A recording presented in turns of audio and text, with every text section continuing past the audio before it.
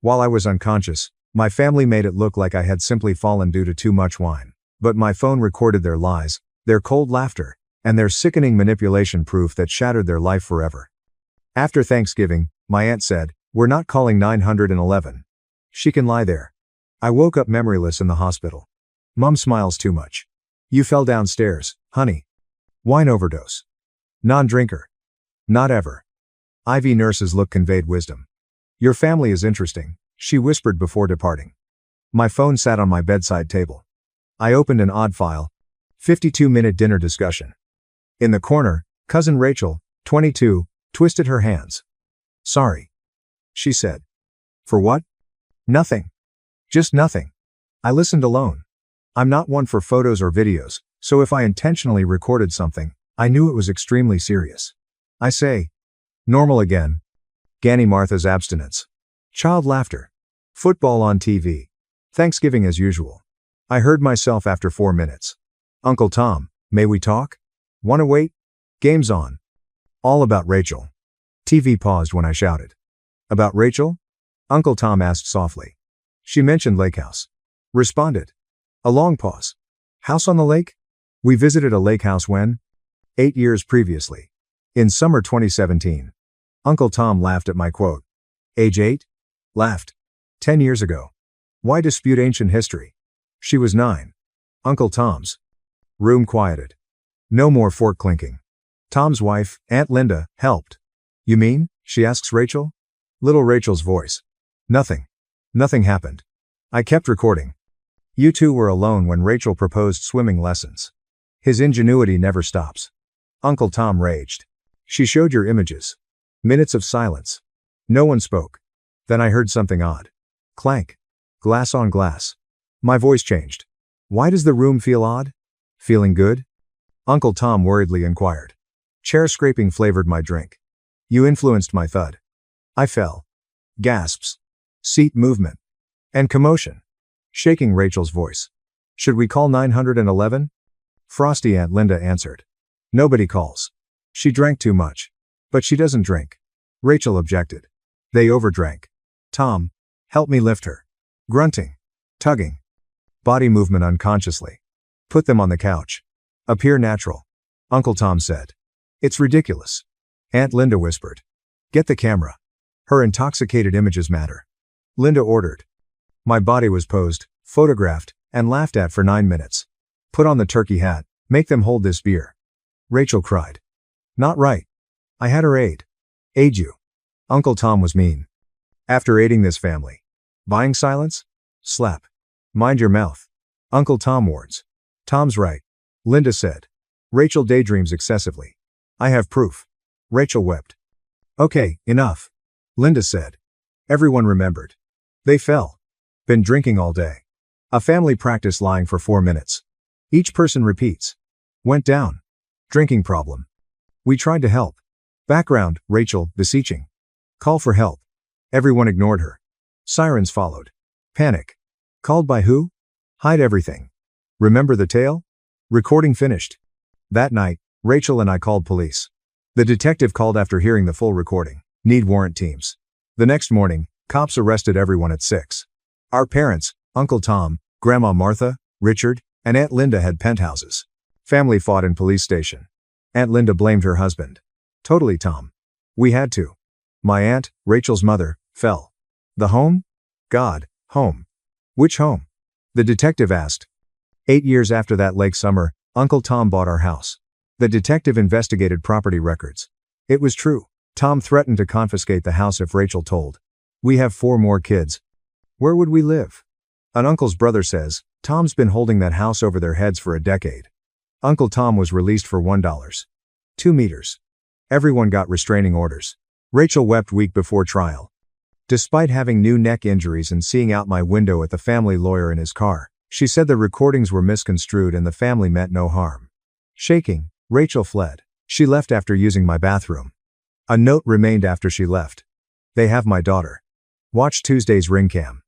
After reading Rachel's toilet note 3 times, my hands shook so badly I almost dropped it. She wrote they have my daughter and checked the ring camera from Tuesday in her messy handwriting with a thicker pen, afraid. Rachel warned of more than legal difficulties. A child silences her. Not simply court testimony silences kids. Phone from bathroom counter. Shaking my fingers, I discovered Detective Walker's number in contacts. She answered my second call. She spoke loudly at night. I called Rachel's kid and laughed after reading her email word for word. Tuesday's ring cam explanation. Detective Walker focused despite anxiety. To preserve evidence, she advised me not to touch my phone. She promised phone instructions. My hands shook when I accessed the Ring app on my phone after hanging up. A Tuesday schedule caught my eye. Because I knew phones and technology, I realized watching the tape incorrectly may lose or change important data. I quit the app Tuesday afternoon after screenshotting. Looking forward to Detective Walker's directions. I worried about Rachel's daughter's anxiety. The girl may wonder why and where her mother left. Detective Walker answered my call perfectly 2 minutes later. She said, "A digital forensics expert will save the Ring footage at my house tonight." Her calmness eased my anxieties about the family's treatment of that girl. Detective Walker advises me to store Rachel's note in a plastic bag and not touch it since it may have fingerprints. Without touching it, I put the message in a kitchen Ziploc bag. I had Tuesday's Ring video on my phone. I fear Rachel's meaning. My aunt brings Rachel's daughter to my door. The little girl is confused and scared as my aunt leads her to a dark car at the curb. Car window shows family lawyer driving. They drive off in 30 seconds. Watching annoys me.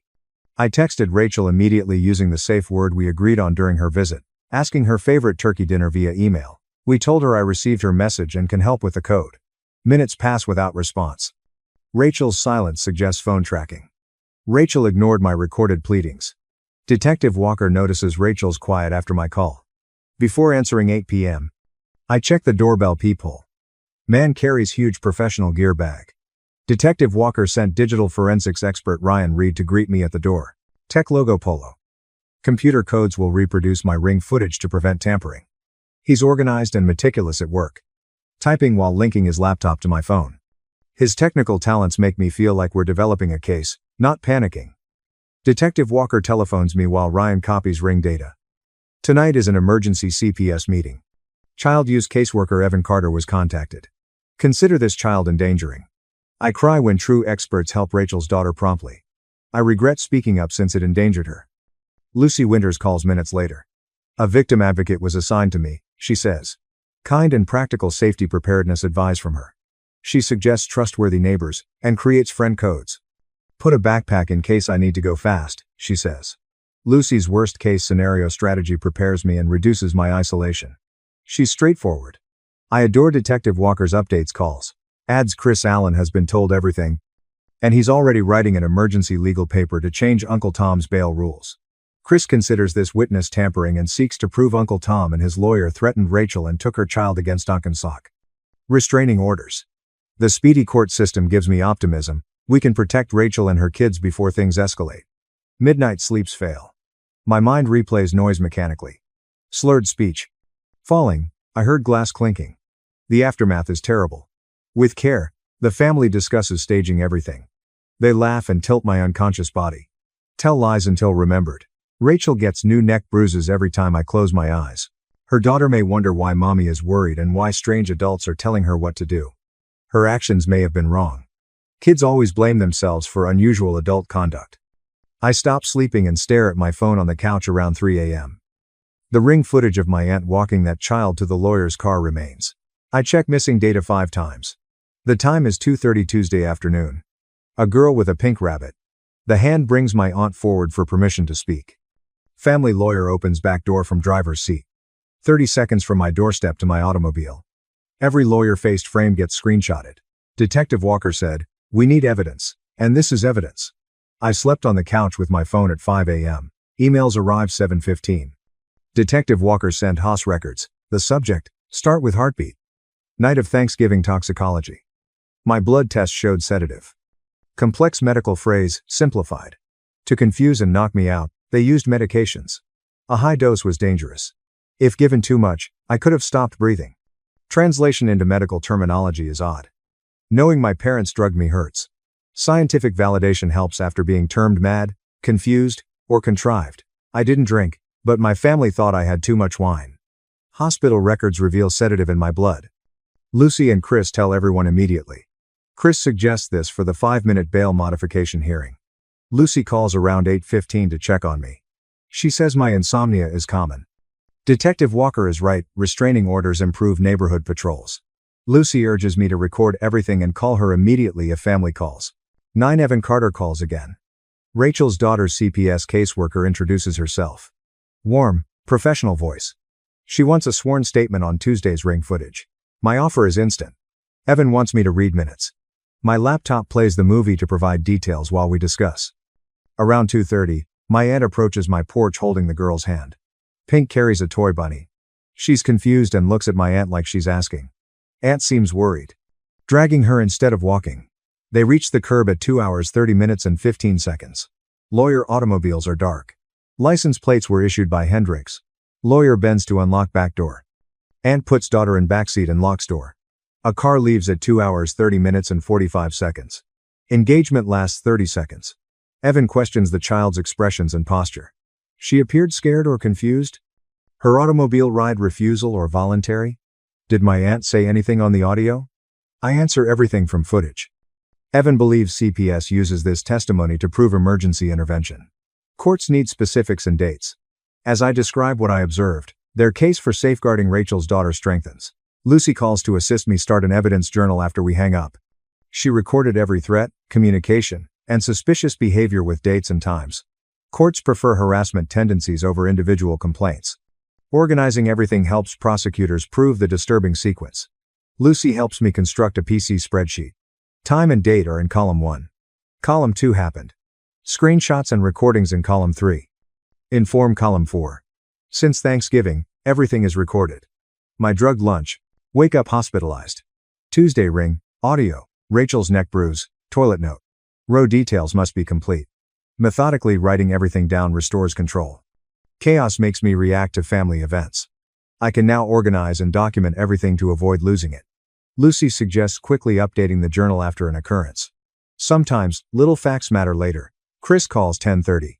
Tomorrow, 9:30 emergency bail modification. He warns me the defense will speak seriously to depict me as mad or spiteful. Having a grudge or being mentally ill will make my family accuse me of scheming against them. Though unnerving, I like his sincerity and won't be surprised. Chris tells me to stay calm and honest despite their claims. Avoid emotion and defense. Follow my hearings and ideas. Proof should speak. Prepare for a public fight a court may doubt. When kids are threatened, I won't hide. Defending Rachel's daughter is worth lawyers calling me insane. After talking to Chris, I called HR. A kind voice answers. Legal emergency leave. I must prove, she says. Explaining my leave request shames me. I feel degraded despite victimization. I tell her I'm a criminal witness despite discomfort. Tell her I need at least 3 weeks to start, possibly more depending on how things go. I'll submit court records as I get copies. Despite not being about the family, I logged this call as evidence. Lucy instructed me to document case details. My HR call shows its pay and career effects. This impacts victim compensation. Later, Hendrik X calls noon with bad news. The vehicle plate number was extracted from my ring footage using video enhancement software. Detective Walker identified it as the family lawyer's car. Company car, not his. This direct link between the lawyer and the child's disappearance changes everything. Family claims versus Rachel's word. The family lawyer kidnapped Rachel's daughter. Chris calls 20 minutes later to add coordinated witness intimidation to his emergency motion. Unrepresented participation breached attorney-client privilege. He represented crooks but not clients. Evan calls again about 6. She claims she ordered Rachel's daughter's police-assisted emergency pickup. Order comes from ring footage, family pressure, and Rachel's injuries. Hope and anxiety alternate in my gut. Maybe they can save her. Concerned about family strife. Arrested. Desperate risk. Evan must have heard me because she immediately says cops will help with the pickup. Social workers won't be lonely door knockers. Police protect. She claims extra patrols watch my address. Police will act quickly if family arrives. I thank her, hang up, and update my evidence log immediately. Urgent pickup 6:05 p.m. I sleep poorly that night despite going to bed early. Thinking about hearing tomorrow. Suppose the judge trusts the defense. Could they call me a vengeful relative who lied? Suppose Uncle Tom's bail never changes. My phone rings at 6 a.m. Post midnight. A 6:15 a.m. email arrived. I heard from my family law firm. Concerned outreach. Open and read. Pretentious and patronizing. IT says I'm mentally sick and plotting against my family who want to help me. My charges hurt innocence, it says. I can see a psychologist. Implies drive me crazy, I see spots. They call me crazy. My relatives drugged and photographed my comatose body, but I'm blamed. But Lucy's written advice comes to mind. I email Chris, without responding after 3 deep breaths. Nothing from me. Chris says, I received this at 6:15 this morning. 10 minutes after my direct submission to the prosecutor. He considers their email dumb since it intimidates in court. Mental illness before testimony. His movements changed quickly. Journal email. Sad delight intimidation failed. A neighbor said the toddler looked at my aunt and refused to get in the car. This toddler seemed confused and terrified, unlike others carried by trusted individuals. Non-family witnesses agree. Beyond ring film. This neighbor noticed an issue and remembers details. Detective Walker says the neighbor will testify if needed. I thank her and add to my evidence journal. Obtain impartial testimony. 8:07 a.m. Chris calls 20 minutes later to say he's filing a larger update this morning to close the family loophole. He feels the family lawyer can talk since restraining orders limit engagement. Modified motion involves agent, intermediate, and third-party communication. Chris describes the motion's proof, including the neighbor's written statement about Tuesday's handoff and the lawyer's Rachel's daughter ring footage. Rachel's battered retreat in 6:15 a.m. Scary email. He said judges take systemic intimidation seriously, especially when minors work. Within an hour, he will file the motion and await a 48-hour ruling. I thank him and update my evidence log at 9:15 a.m. Local John's office starts my therapy at 10:30. Simple landscape paintings in a quiet waiting room. My receptionist offers me a clipboard with mental health, medication, and visit reason records. As I write about the Thanksgiving feast recording and my family drugging me, my hand shakes when asked why I'm seeking counseling. John summons me to his 10:30 office. I like this middle-aged man with stunning eyes and a calm personality. The chair at his desk, my account. I explain the audio recording well till stammering. Hearing my corpse fall during family photos makes me cry. John never spoke fast. Kleenex is handed to me casually. 5 things I can see, 4 touch, 3 hear, 2 smell, and 1 taste. After performing it together, my heartbeat slowed and I felt more present than in that horrible memory. I learned trauma recovery and legal coping twice a week from John. I leave his office vulnerable but hopeful for therapy. SMS arrives as I reach my car. I expect Chris, or Detective Walker. From an unknown phone, I'm okay, followed by Rachel's name. Rachel and I used a safe phrase during her restroom break, so I felt relief for 3 seconds before suspicion. Pumpkin had to prove she wasn't forced. Only her name and 2 words are safe in this book. I hate taking Rachel's phone or texting her. I email Detective Walker and Lucy the message to ensure Rachel knows our code word is crucial and will never forget it. Detective Walker says she'll report coercion in minutes. Detective Walker informs CPS that the emergency pickup missed Rachel's mother's residence that night. Police were notified by neighbors that no one had been there for 3 days. Watching the family drive Rachel and her daughter to avoid police made me dizzy with fear. Something else is growing despite my worry. Cold, focused, determined. Detective Walker quickly notifies me they're expanding the search and notifying Rachel's mother's automobile, so she must hear me. She suggested child endangerment. My hands shake, but I thank her and update my evidence log. Ryan calls the next morning, with exciting news. A burner phone number sending suspicious SMS was located near Aunt's friend's condo cell tower. Detective Walker prepares another pickup while tracking the friend's address. More police and CPS guard the family. Tracking Rachel and her daughter with technology disturbs me. Lucy spends all morning helping me write an emergency hearing affidavit over phone. Defense counsel may mistake her for organizing my ideas and using data without feeling. Lucy edits every document for editorializing or assuming instead of providing facts. Strong, clear 4th draft message. Just my observations, Rachel's claims, and proof. After we finish, I feel different. Instead of aiding the family, he shielded Rachel. Bedtime calls feature Rachel's potty visit and more. The neighbor's story, threatening email, Rachel's pushed retraction with neck injuries, ring footage of her daughter's kidnapping, empty house, and traced phone are discussed. Lucy said these real-time facts demonstrate my integrity by proving my judgments aren't swayed by hindsight or attorneys. Organization and documentation help me remember. Next morning's bond modification court bothers me. My Uncle Tom ignores me at the defense table with his counsel. His lawyer says the evidence is circumstantial and I'm scheming a vendetta against my wonderful family who assisted me. The statements bother me, but I stay mute. Defense lawyers' claims disputed. The court scrutinizes Chris's ring footage and neighbor testimony. Chris emails threats and intimidation. Judges deliberate for 5 minutes before ruling. Uncle Tom gets GPS ankle monitors. Agent or intermediary no contact orders are common. It's something.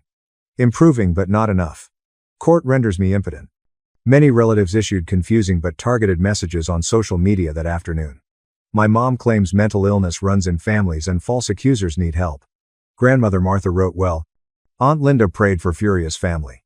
I'm embarrassed when people call me crazy to discredit me. Lucy's documentation counsel comes to mind. Screenshotting and forwarding Chris time-stamped posts. Within an hour, he added online harassment and defamation to his witness tampering motion. Honesty doesn't disgrace me. Drugged coma. In the gallery watching Judge Ramirez read paperwork at the emergency CPS hearing that afternoon, the courtroom feels surreal and cold. The court checks Evan's plea for dates and documents. Hayden presents ring footage, neighbor statement, Rachel's injuries, and family child leveraging. Smartphone and card tracking are approved by Judge Ramirez. When the judge grants interim emergency custody, CPS can promptly get Rachel's daughter. Pain for the child endangers her. Suppressors were worse than short-term foster care. Spotify requested reds. See comments or description. When my phone rang, Detective Walker spoke softly but seriously. Heard she had to say something tough. My stomach dropped before she spoke. Uncle Tom paid family, according to financial investigation. Payments began after he mistreated Rachel at the lake house in summer 2017. Detective Walker's slow recitation of the numbers made me sick. After the summer, Rachel's mother received thousands for the house down payment weeks later. My parents deposited small amounts monthly for years. My grandparents were frequently paid. Aunt Linda received monthly payments for a decade. Cold family info. Besides dishonesty and manipulation, Uncle Tom purchased silence, they alleged. Each put money before Rachel's safety. After hearing about the decade-long cover-up, I hung up nervous. Next morning, John's office treated me. I shook hands after the financial report. Jonathan reported and asked fast. As I detailed the payment cycle, he nodded carefully, showing he understood its risks. The session happened. Reduce family interaction was his goal. Because of Johnny, I spoke phrases. Not doing. Consult my attorney. Conversation ends. Scratchy early words. My falls were regular. John made me repeat phrases till they fit.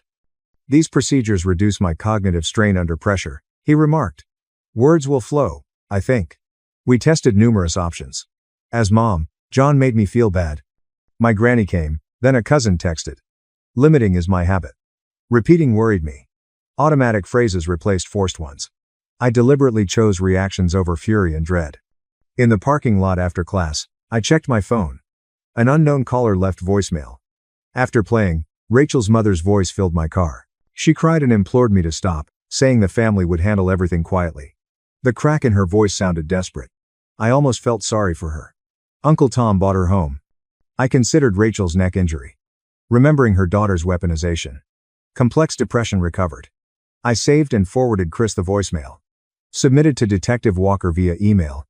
Pressure from family. Late that day, Ryan called about photo metadata, recovering family cloud files. Years ago, family had it. Timestamps show photographs were uploaded after Thanksgiving. I was audio-timed unconscious. Info denied photos innocence or background. Family members contributed these images. After seeing our evidence, I felt terrible and vindicated. Chris called seriously that night. The defense sought Thanksgiving lunch audio suppression. Rumors about Uncle Tom. Soon, my worry rose. Recording was our strongest evidence. Proving the case without it is harder. Chris quickly understood my point and counter-argued. He discussed passionate speech and sensory impression hearsay exclusions. Chris clarified a complex legal argument. It seemed like my interaction was taped. Family excitement accompanied immediate worry. Both exceptions enable documented hearsay. Chris's confidence reassured me. Lucy and I practiced testimony at Chris's office that night. Defense and prosecution swapped questions. Now I hesitate before responding instead of filling silence. That delay gave me time to think and improved my reputation. Calendar details eluded me. Chris and Lucy emphasized my memories over others during preparation. My skills improved via asking and answering questions. This innocent question became widespread. After session, I was ready. Detective Walker received an anonymous tip. The next morning, a cousin's girlfriend's flat across town housed Rachel's daughter. Detective Walker checked time and source. fearing the family was confining her. She explored. With another pickup, she helped CPS and police. I hoped cautiously. I hoped this advice was legitimate despite the family's deceit. Small child needed security. My knees crumbled when Detective Walker called hours later with sad news. CPS and police located Rachel's daughter. Although safe, she appeared shaken. Police say she was carrying a stuffed animal and seeking her mother. Emergency placement worked. Trauma-aware police let her bring her blanket and toy. She had great foster parents. I was thrilled when Detective Walker saved the child. I cried for 20 minutes in my kitchen following the call. Stress was eased by shaking. I received another anonymous call that afternoon. Something prompted me. Freaky Rachel whispered. Discussed bathroom breaks. The family lawyer cornered her yesterday. He insisted she surrender. His threat was to never see her daughter again if she didn't cooperate. Rachel quickly said, scared. Devoted listening. I let her speak despite my wrath. Needed call recording. Rachel concurred. I recorded her repeating everything. Her family reportedly forced her. Chris acted quickly following Rachel's recording.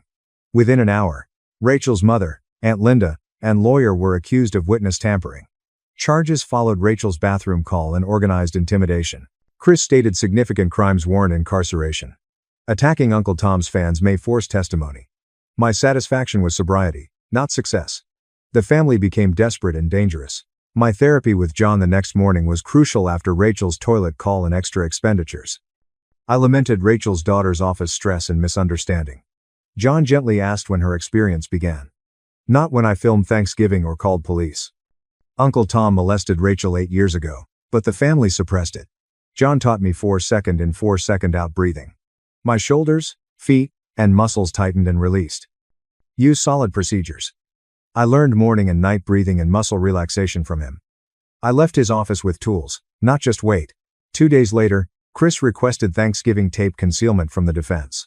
I felt nauseous since that tape was our greatest proof. Chris calmly mentioned the recording and anti-Uncle Tom rumors. His brief exceptions were passionate speech and sensory hearsay. I recorded sensory events. My family was startled by my speedy stress responses after falling.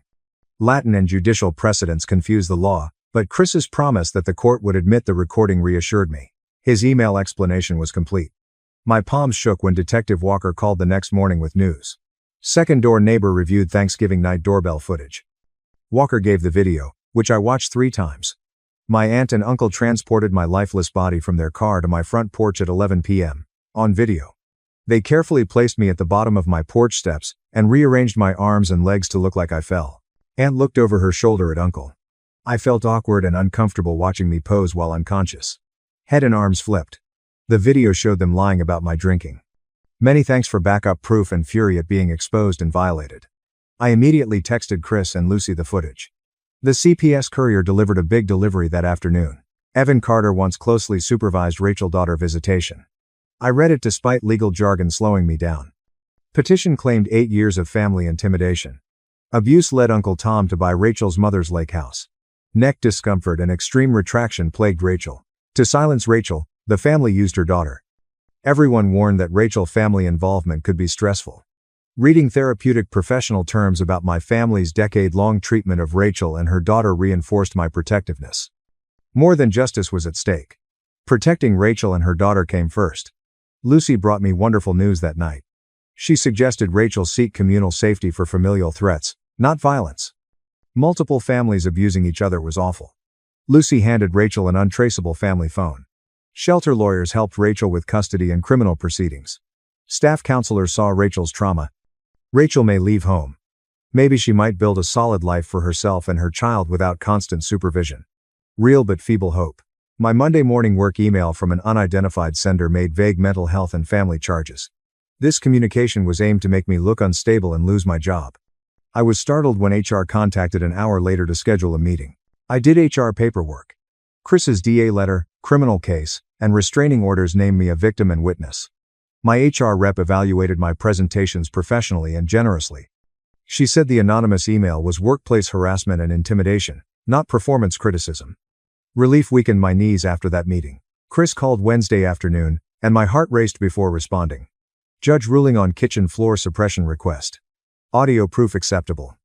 The judge granted hearsay exceptions for my real-time observations and the family's quick responses. He advised jurors to use the recording for goals, not character. I exhale, unaware that my breath represented that night. I disagree with the family's tapeless narrative. After asking if I was okay, the jurors heard Uncle Tom's fake concern. My body hitting the floor would alert them. Aunt Linda allowed dramatization and filming. I was enraged when policeman Walker called 2 days later with information. When Uncle Tom drove past Rachel's shelter, his GPS ankle monitor reported a boundary breach. He drove gently despite being far from the building. Walker supplied the court GPS and infraction timestamps. Walker wants a minor offense considered inadvertent regardless of judicial approval. As usual, Uncle Tom pushed. They would. I'm glad we filmed his behavior to disprove his stupidity. In his next therapy session, John prepared for cross-examination. Defense attorneys will misinterpret my comments, he warned jurors. He tried scaring me with bad questions. He interrupted, misrephrased, and attacked me to demoralize me.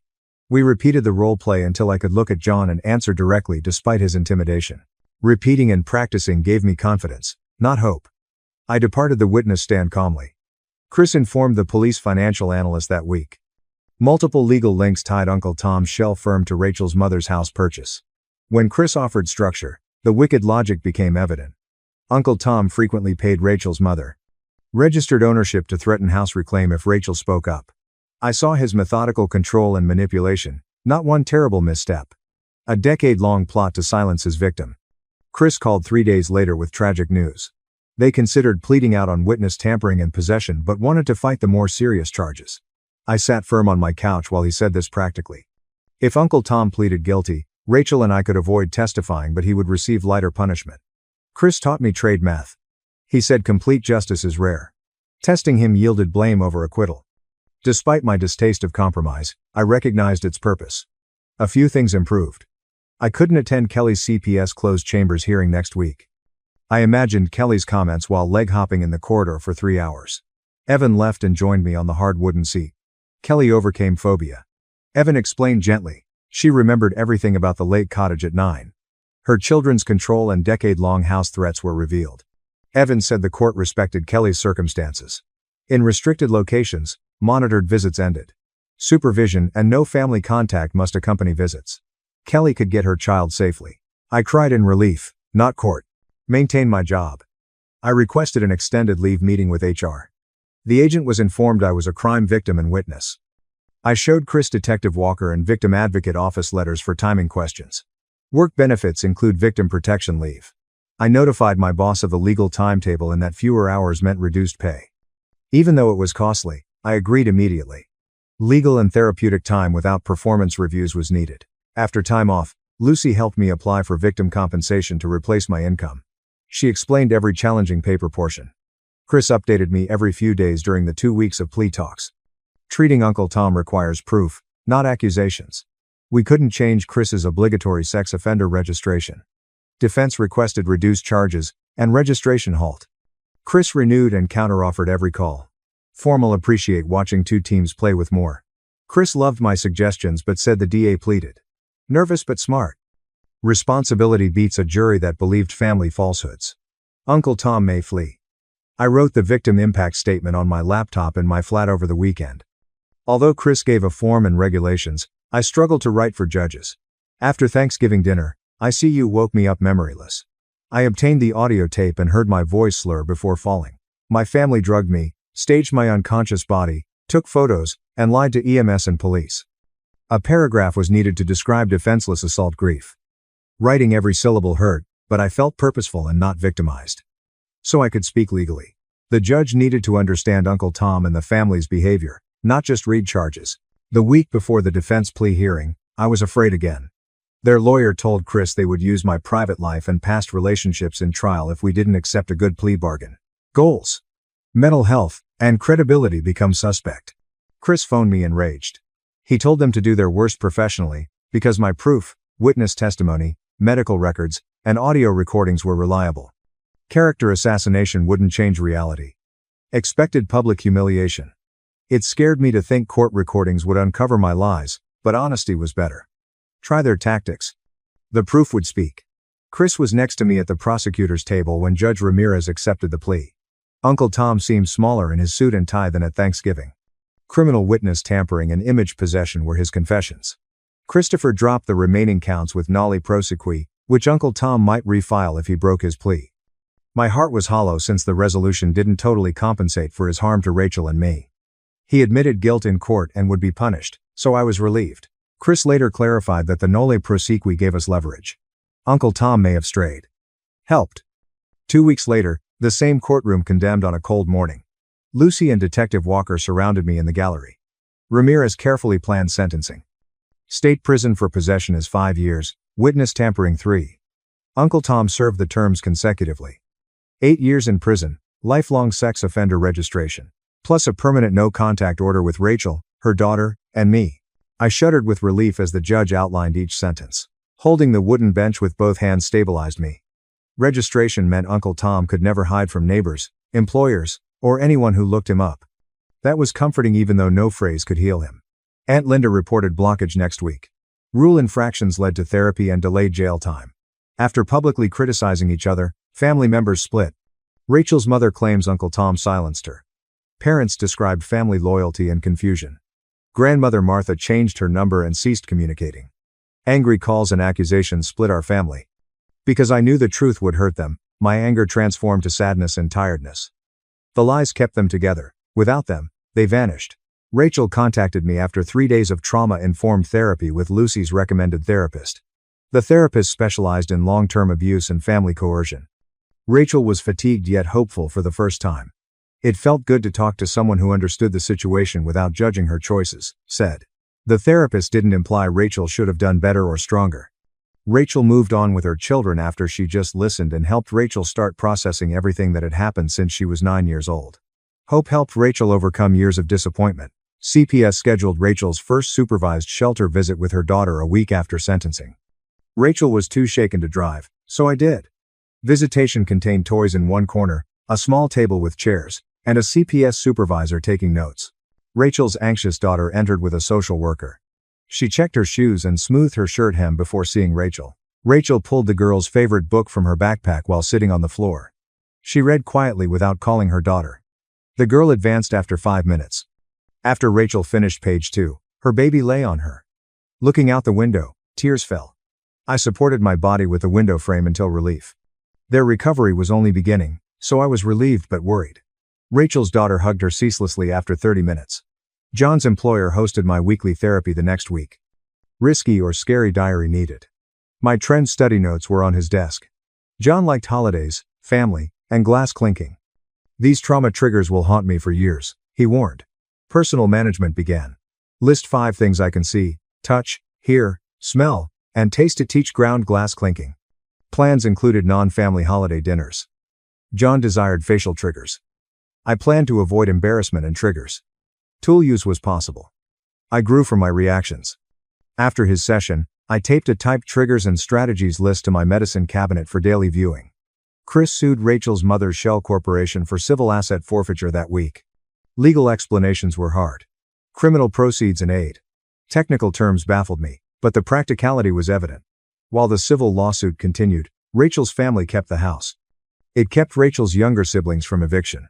Uncle Tom hiding adults were penalized. The relief stung so much. Some part of me wanted cover-up participants to fail. Rachel's innocent younger siblings sprang to mind. People shouldn't pay for parents' mistakes. Chris said civil forfeiture takes years. In actuality, it was ambiguous. Adults realize house loss is possible. Children are reliable. Not all fairness. My home security upgrade took all Saturday. A locksmith changed all door locks, including garage. Non-pickable high-security locks cost more. 2 driveway and back entry cameras were added. Although my property was safe, my Ring doorbell stayed. My kitchen table was where Lucy and I discussed safety that afternoon. I answered relatives at my door. This if followed. Danger response. Case-specific directions, phone numbers, and locations. Document everything to avoid stress and confusion. My fear subsided. I was ready. I planned. I prepared. From reflexive panic to conscious readiness, I felt safer. Safety plans were in my car, handbag, and bed. HR allowed me to slowly return to work on Monday. I added hours as needed, starting with 3 half-days per week. In an email, several co-workers requested my return. I received 2 company system messages from coworkers. One was delighted I returned because she missed working with me. Someone trusted me after the news. Both texts made me cry at my computer. My job was threatened by family defamation. I imagined my coworkers thinking I was crazy, vindictive, or lying. Simple support and normalcy influenced me more than intended. Working again seemed like rebuilding my life after tragedy. My first day back brought new feelings after months. Returning to normal was my goal. I had a normal employment and friendly coworkers despite being a victim or witness. Rachel gave her police station video statement 2 weeks after meeting her daughter. Detective Walker set up the camera and had Rachel sit in a nice chair instead of an interrogation room. In the corridor, I expected Rachel's comments. The recording took 40 minutes. Weeping, Rachel stood straighter than months. Detective Walker stated Rachel rejected her induced retraction. Uncle Tom's lake house torment was her subject. Her relatives and lawyers mistreated her. Watching them remove her child made her lie. DA's office preserved insurance footage. This would demonstrate Uncle Tom's charm or family manipulation. The tape recorded Rachel's voice better than her toilet call. Her courage and recovery impressed me. She was afraid, so they used her child. She resisted and lived. I asked Detective Walker to show me the old lake house. Our Saturday morning adventure was 3 hours outside the city. Ignored, photographed. Since buying it, the developer gutted, and never rebuilt it. A neglected lot has stones and grass. Walking the circuit, I snapped photos from different angles. I was driven by Detective Walker. No flowers, notes, or ceremonies. Messy me wrecked this site. Rachel's phobia faded after 8 years. Out of control. Uncle Tom's crimes and lake house memories tormented us. Seemed vacant. Maybe acceptance that this chapter was over, not forgiveness as I never forgave Rachel. No longer did the family lie about this place. The truth surfaced. Rachel was okay. Daughter lived. After one more vacant lot photo, I returned in Detective Walker's automobile. A calm city return was soothing. 3 months after Uncle Tom's imprisonment, Rachel and her daughter moved into temporary lodgings. In a 2-bedroom flat, multiple families reconstructed under supervision. Rachel worked part-time in a grocery store following training. A permanent, private home was her goal. They moved their few belongings and watched Rachel's daughter run around the flat picking a bedroom. Shy. She laughed more. She called Rachel Mama again without hesitation. After the event, I closed my evidence journal at night. My door locks worked well. Liked security cameras. I rarely experienced nightmares and slept well. My gradual healing permitted me to work 4 days a week. Life wasn't good while my family healed. John's therapy was working, but I knew I'd need it for years. Still, some sounds scare me. Family holidays may be hard. At home, Rachel and her child were safe. Uncle Tom served 8 years and was a lifetime sex offender. Family support costs. Every morning, I felt great speaking out despite my fear. Even though my family hated me and I lost pals forever. Worth losing everything for Rachel and her daughter. Completed another lengthy internet history essay. Watch for laughter-induced emotional damage.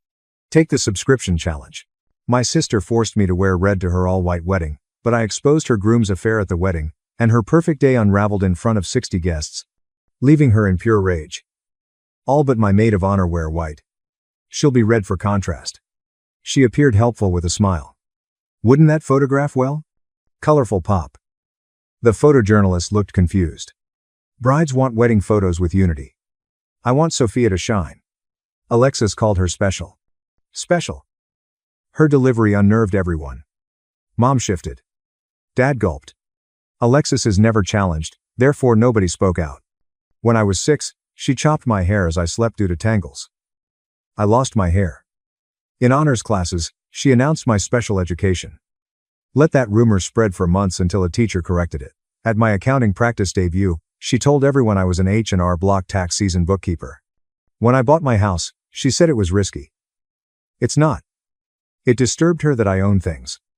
Her best performance was marriage planning. Had me organize everything as maid of honor but wouldn't let me decide. Picked other flowers after booking. Set up transportation, then changed it last minute. Organized the bachelorette party and complained the whole time. The clothes sucked. She told me about the red dress 3 days before the wedding. Her acceptance came when I bought a white one and made tweaks. In rehearsal, I said red. You said white. You defined white well. I changed my mind. The color red photographs better. Bridal maids grinned. No one liked me either. Alexis promised. I informed them about my envy, struggles, and attempts to ruin her relationships. Despite lying, she was believed. Alexis is always trusted. I visited all town stores that night. Finally found a donated red cocktail dress. Red, too short and informal. Expecting Alexis to despise it, I ordered it. The point was anticipating her outburst. The wedding morning, Alexis sparkled. "Is your red dress found?" While the makeup artist worked on her, she respectfully asked. I did. Interested in seeing it. Your appearance will impress. I felt circus-like. I put up every button and assisted her into her dress while she talked about how perfect everything would be. How media would feature the photographs. And how everyone would remember this wedding. She was right. The ceremony began. I walked down the aisle and read. Heard whispering. I was red, why? Why was I different? Some confused people took photos. I held her bouquet at the altar when she married Ryan, the surgeon she met at my company's healthcare mixer. Alexis had another reception surprise. A special toast was requested. Not before mentioned. The maid of honor speaks. She summoned me to the mic. Tell everyone about our sisterhood and memories. She wanted me to stand in my red dress and say how glad I was to be her sister and how great today was. I took the microphone and glanced at the crowd, parents, and sweating Ryan. Alexis asked me to wear red today. I said contrast would stand out. Still confused. People nodded. She always makes me stand out. We were kids, and she pointed out my differences. Everything awful. What made me inferior to her? Ice clouded Alexis's smile. Today, standing out clarifies things. Ryan appears anxious. Like his continuous phone checking. Not Alexis' lipstick on his collar. The room quieted. Ryan grabbed his collar. I said, being sister is funny because nobody notices. Everyone looked like Ryan at the bachelor party last night. Not his bachelor party. He was at the hotel bar with Alexis's best friend Taylor, who called sick today. A stomach bug? Captured it from Ryan. Alexis faced Ryan. His face was white. My microphone dropped to the floor, booming around the silent ballroom. Alexis went from frozen smile to rage in 2 seconds. She accused Ryan. Trading on chair, white dress swishing across legs. Ryan backed away from the head table so fast his chair fell over. His face turned from white to gray, and his hand was still at his collar to hide the lipstick mark. Guests used phones across the ballroom. The screens lit up as people recorded. Some held their phones up for better viewing. Others messaged quickly, possibly informing missing people. The photographer stared, mouth open, camera hanging from her neck. Alexis held Ryan's arm so firmly that her knuckles became white from where I stood. Some near the head table flinched at her scream. She needed proof he was with Taylor. Speaking Taylor's name cracks. She appeared irritated and about to cry. Ryan grumbled about my misunderstanding and how things weren't as they seemed. He always held his collar. His attempt to hide the lipstick spill was clear. Shade contrasted with his white shirt. Almost burgundy. No one dressed light pink like Alexis. His words muddled in fear. Disjointed sentences. Excuses beyond reason. I froze at the microphone as my sister's dream wedding disintegrated. I kept looking while wishing to stop. Alexis's well-kept hair started falling out. Tears smudged her makeup. The perfect bride photo broke in front of 60 witnesses. Alexis's bridesmaid Clara grabbed my arm. She touched my skin and hurt it. She shouted that I'd ruined everything. Called me a vengeful monster who despised Alexis' happiness. Said I was petty, spiteful, and cruel. Hot champagne-scented breath hit my ear. Withdrawing my arm, I retreated. Clara was furious, sweating through her carefully applied makeup. The other bridesmaids gazed or cried near the head table. No one helped Alexis. They looked shocked, confused, and scared. My mother dashed past me for Alexis. She passed the group of guests standing with phones out and conversing. In 40 seconds, the room went from silent to roaring. My father approached me with a new look. He had red cheeks and a tight mouth. His look was somewhere between indignation and disappointment. Possibly fury. He ordered me out immediately. He said I shamed the family. Said I ruined my sister's wedding. He spoke quietly yet vehemently. Never heard him sound like that. He pointed to the exit as if I didn't know it. Alexis was being pulled away from Ryan by my mother behind him. Alexis shouted louder and more agitatedly. Ryan backed up against the wall, surrendering with hands up. Some groomsmen approached, possibly deciding whether to intervene. Taking my little wallet from under my head table chair. My shaky hands nearly dropped it twice. Despite weak legs, I walked toward the ballroom exit with my head up. Even though I could feel everyone staring at me and the scarlet dress seemed to be burning my body behind me, I heard Alexis crying. Huge gasps that tightened my chest. Ryan raised his voice to communicate over the din. His terrified words spilled over. He kept saying it wasn't what it seemed, he could explain, and everyone should calm down. Nobody calmed down. After pushing through the ballroom doors, they closed behind me, muffling the noise. My heels clicked loudly on the marble floor in the deserted hotel hallway. I reached the parking lot before my hands shook so much I had to rest against my car. I lost my keys twice trying to open the door. I finally entered and seated. The parking lot was well lit, and I could see the hotel entrance. I waited 25 minutes as visitors left. In confused clumps of 3 or 4 people, they chatted simultaneously. Some were on their phones, possibly calling to report the incident. Others argued frantically, pointing. I imagine a few were laughing like they'd seen the best show of their lives. One older couple passed my car, and the woman said she always knew Ryan was trouble. Her husband smiled while shushing her. 2 men smoked near the entryway, unfastened ties and jackets off. They kept shaking their heads and looked at the hotel, unable to believe what happened. My phone vibrated in my purse. Repeated texts and calls. Constant vibrations. Kept going. I pulled it out and saw my parents' names, numbers I didn't know, and relatives and friends' names. I turned off the phone and put it in my purse. Driving home, my hands still shaking on the steering wheel, I got the satisfaction I expected. This warm surge in my chest as I thought of Ryan's face turning white, and Alexis's ideal wedding falling apart was accompanied by a boulder-like feeling in my stomach that I didn't want to analyze. All night, I replayed the event on my couch in the red dress, face of Alexis when I said Ryan's name. Her eyes smile. Ryan touches his collar, microphone drops. I regretted insulting her in front of 60 people instead than privately. Part of me remembers every humiliation she caused. Every tiny mistreatment over 25 years, hair cutting, special education rumor, business decline, making me wear red while everyone else wore white. That portion regretted nothing. My wardrobe back was where the dress went at midnight. No interest in seeing it again. I went to bed but couldn't sleep. Staring at the ceiling, replaying everything. Next morning, I activated my phone. Over 120 SMS, 70 missed calls. As the phone updated overnight, notifications persisted. Family messages predominated. My aunt called me spiteful. My uncle said I was envious all the time. My cousin thought I overstepped. Theme variations. Not all messages were alike. Some asked me to confirm Ryan and Taylor's narrative and how I knew. I ignored them and shook hands while making coffee. Finally heard my mom's voicemail. Never heard her voice so cold. She said Alexis wouldn't leave the bridal suite. She refused food and conversation, crying and shouting at doorbells. Mom said I hurt my sister out of jealousy, said I was barred from family gatherings until I apologized. She felt embarrassed calling me daughter.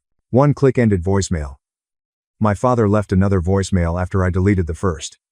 Pressed play. Not as loud as my mother. Calmer. Then things got worse. I disappointed him. Disappointed, not enraged. He worried how I could hurt my sister on her wedding day, how I could discuss family issues with 60 people. Could I be wrong about what I saw? I may have misread Ryan and Taylor. My expectations ruined Alexis's happiness. I looked at my phone after the message. My hands shook. My phone was face down on the couch after I deleted the voicemail. Up to the kitchen. Even though my stomach hurt, I made coffee. Put grinds in water, saw it fall into saucepan. After everything, normal behavior seemed weird. Cup in hand, I sat at my kitchen table. Finally, I considered my choices. Think about it. The joy of Alexis's wonderful day failing and its consequences. My modest accounting firm was successful. I probably had 30 regulars. These pals golfed with my dad and had lunch with my mom. Reporting this. Probably new. Would they consider me unstable, unprofessional, and dramatic? Coffee burned my tongue. Cell phone buzzed on living room couch repeatedly. Text and call more. Disregarded them all. Mrs. Anderson, my firm's first employee, sprang to mind. Daughter befriended Alexis. Mr. Bennett introduced me to 3 clients last month. He and my dad attended the same church. Hendersons who trusted my retirement planning. From the 3rd row, they witnessed me drop the microphone and depart the wedding. My coffee chilled while I waited. The phone buzzed. Unmoving to check, just stared at the wall, considering everything I could lose. I could no longer keep quiet, threatening my business, reputation, and family independence. A odd number texted me lunchtime. I almost dismissed it like the others, but something made me look. The note identified hotel bargoer Kieran. He served Ryan and Taylor many drinks the night before the wedding, that they were warm, leaning into each other, touching, and that he would confirm my observations. That Ryan aired and Alexis should know. I read the message 3 times and saved his number in my contacts, warming my chest. Validation. Consolation. Assurance I wasn't crazy, envious, or imagining things. Ryan cheated. Taylor got involved. It was as predicted. I wasn't evil. Ryan was. Kieran was acknowledged by text. I told him I could need him to confirm if others said I lied. Soon, he vowed to tell anyone who asked. That he saw everything. Ryan held Taylor's leg. They kissed when nobody was looking. Around midnight. They left. Back in my chair. I held my phone. Ryan obviously cheated. Taylor was occupied. Alexis needed information before committing. He lied before kids. Bought a house. And built a future. I acted properly. Right thing? Maybe wrong method. Evening brought another text. My cousin Hannah sent this. She added, Ryan finally admitted everything to Alexis. After hours of denial, yelling that I was lying, envious of Alexis, and destroying her wedding, he broke down and confessed. Told Alexis that he and Taylor had been dating for 4 months, met at my company's healthcare mixer, planned to break up after the wedding, didn't matter, adored Alexis, and didn't care about Taylor. Hannah said Alexis broke. Completely destroyed. She now knew the truth. She didn't covertly marry him. Returned text to check on Alexis. Hannah claimed to have locked herself in the wedding suite. Yelling and crying, ignored everyone. That Ryan kept asking her to open the door, but she threw things at it. Guests' noise complaints were addressed by hotel management. Hannah texted again. Said Alexis threw her wedding ring at Ryan. Expelled him from the bridal suite. She never wanted him back. They broke up. Hotel staff moved Ryan to a higher floor. Taylor reportedly left town after the ceremony. Packing and driving 3 hours to her parents' house. She knew I'd expose them. I expected discussion. I couldn't face Alexis or others. I put my phone aside and sat in my quiet house. Get tired rapidly. Unslept, exhausted. Everything I stated at the wedding was true. It was acknowledged by Ryan. Kieran agrees. Alexis died. My family still hated me. After that, I had to deal. 4 days. I focused on client files and tried to forget everything instead of leaving the house or receiving calls. My mother called next, no voicemail. Before answering, I checked her name on screen for 3 rings. She spoke without greeting. Alexis asked me how I located Ryan and Taylor, whether I'd been spying on them, following Ryan, how long I'd known without saying anything, and if I planned to ruin the wedding. I breathed slowly and gently told her I saw them at the hotel bar by chance the night before. Alexis's forgotten rehearsal dinner cosmetics kit was dropped off. They were at the bar as I passed. Ryan strokes Taylor's thigh. They whispered, laughed, and his collar contained lipstick other than Alexis's. 2 minutes passed before they noticed me and split. I left immediately and debated all night. My mother was quiet. Ryan validated everything, she said. I detailed everything. Everything bar, drinks, Taylor, touching, lipstick. Though still cold, her tone softened as if she realized I was telling the truth. She was asked if she would have let Alexis marry Ryan without knowing he was unfaithful. She grumbled about privacy, family honor, not making a spectacle at weddings, and informing Alexis at better times. Alexis was surrounded by bridesmaids and photographers when I asked when was best before the wedding. They married after the honeymoon in a priest-led ceremony. That puzzled her. I heard Alexis's name on my phone 4 days later, not my mother's call. Not text. First sister call in years. I answered after 2 rings of staring. Her scratchy voice indicated days of crying. Why I embarrassed her in front of 60 people instead of speaking to her before the wedding was asked. Why? I publicly ruined her wedding. Inhaling, I confessed. He claimed I tried to find her before the wedding, but she was with bridesmaids taking photos and changing clothes. That someone always took her away for a photo or touch-up when I was close. She had no morning alone time. She was quiet while I talked. Said I snapped when she put the microphone in my face at the reception due of the red dress arrangement. Watching her smile and making me stand out like a carnival performance destroyed me. I said part of the public exposure was hurting her back. Making her feel like she'd made me feel for 25 years. And finally standing up. Alexis remained silent when I finished.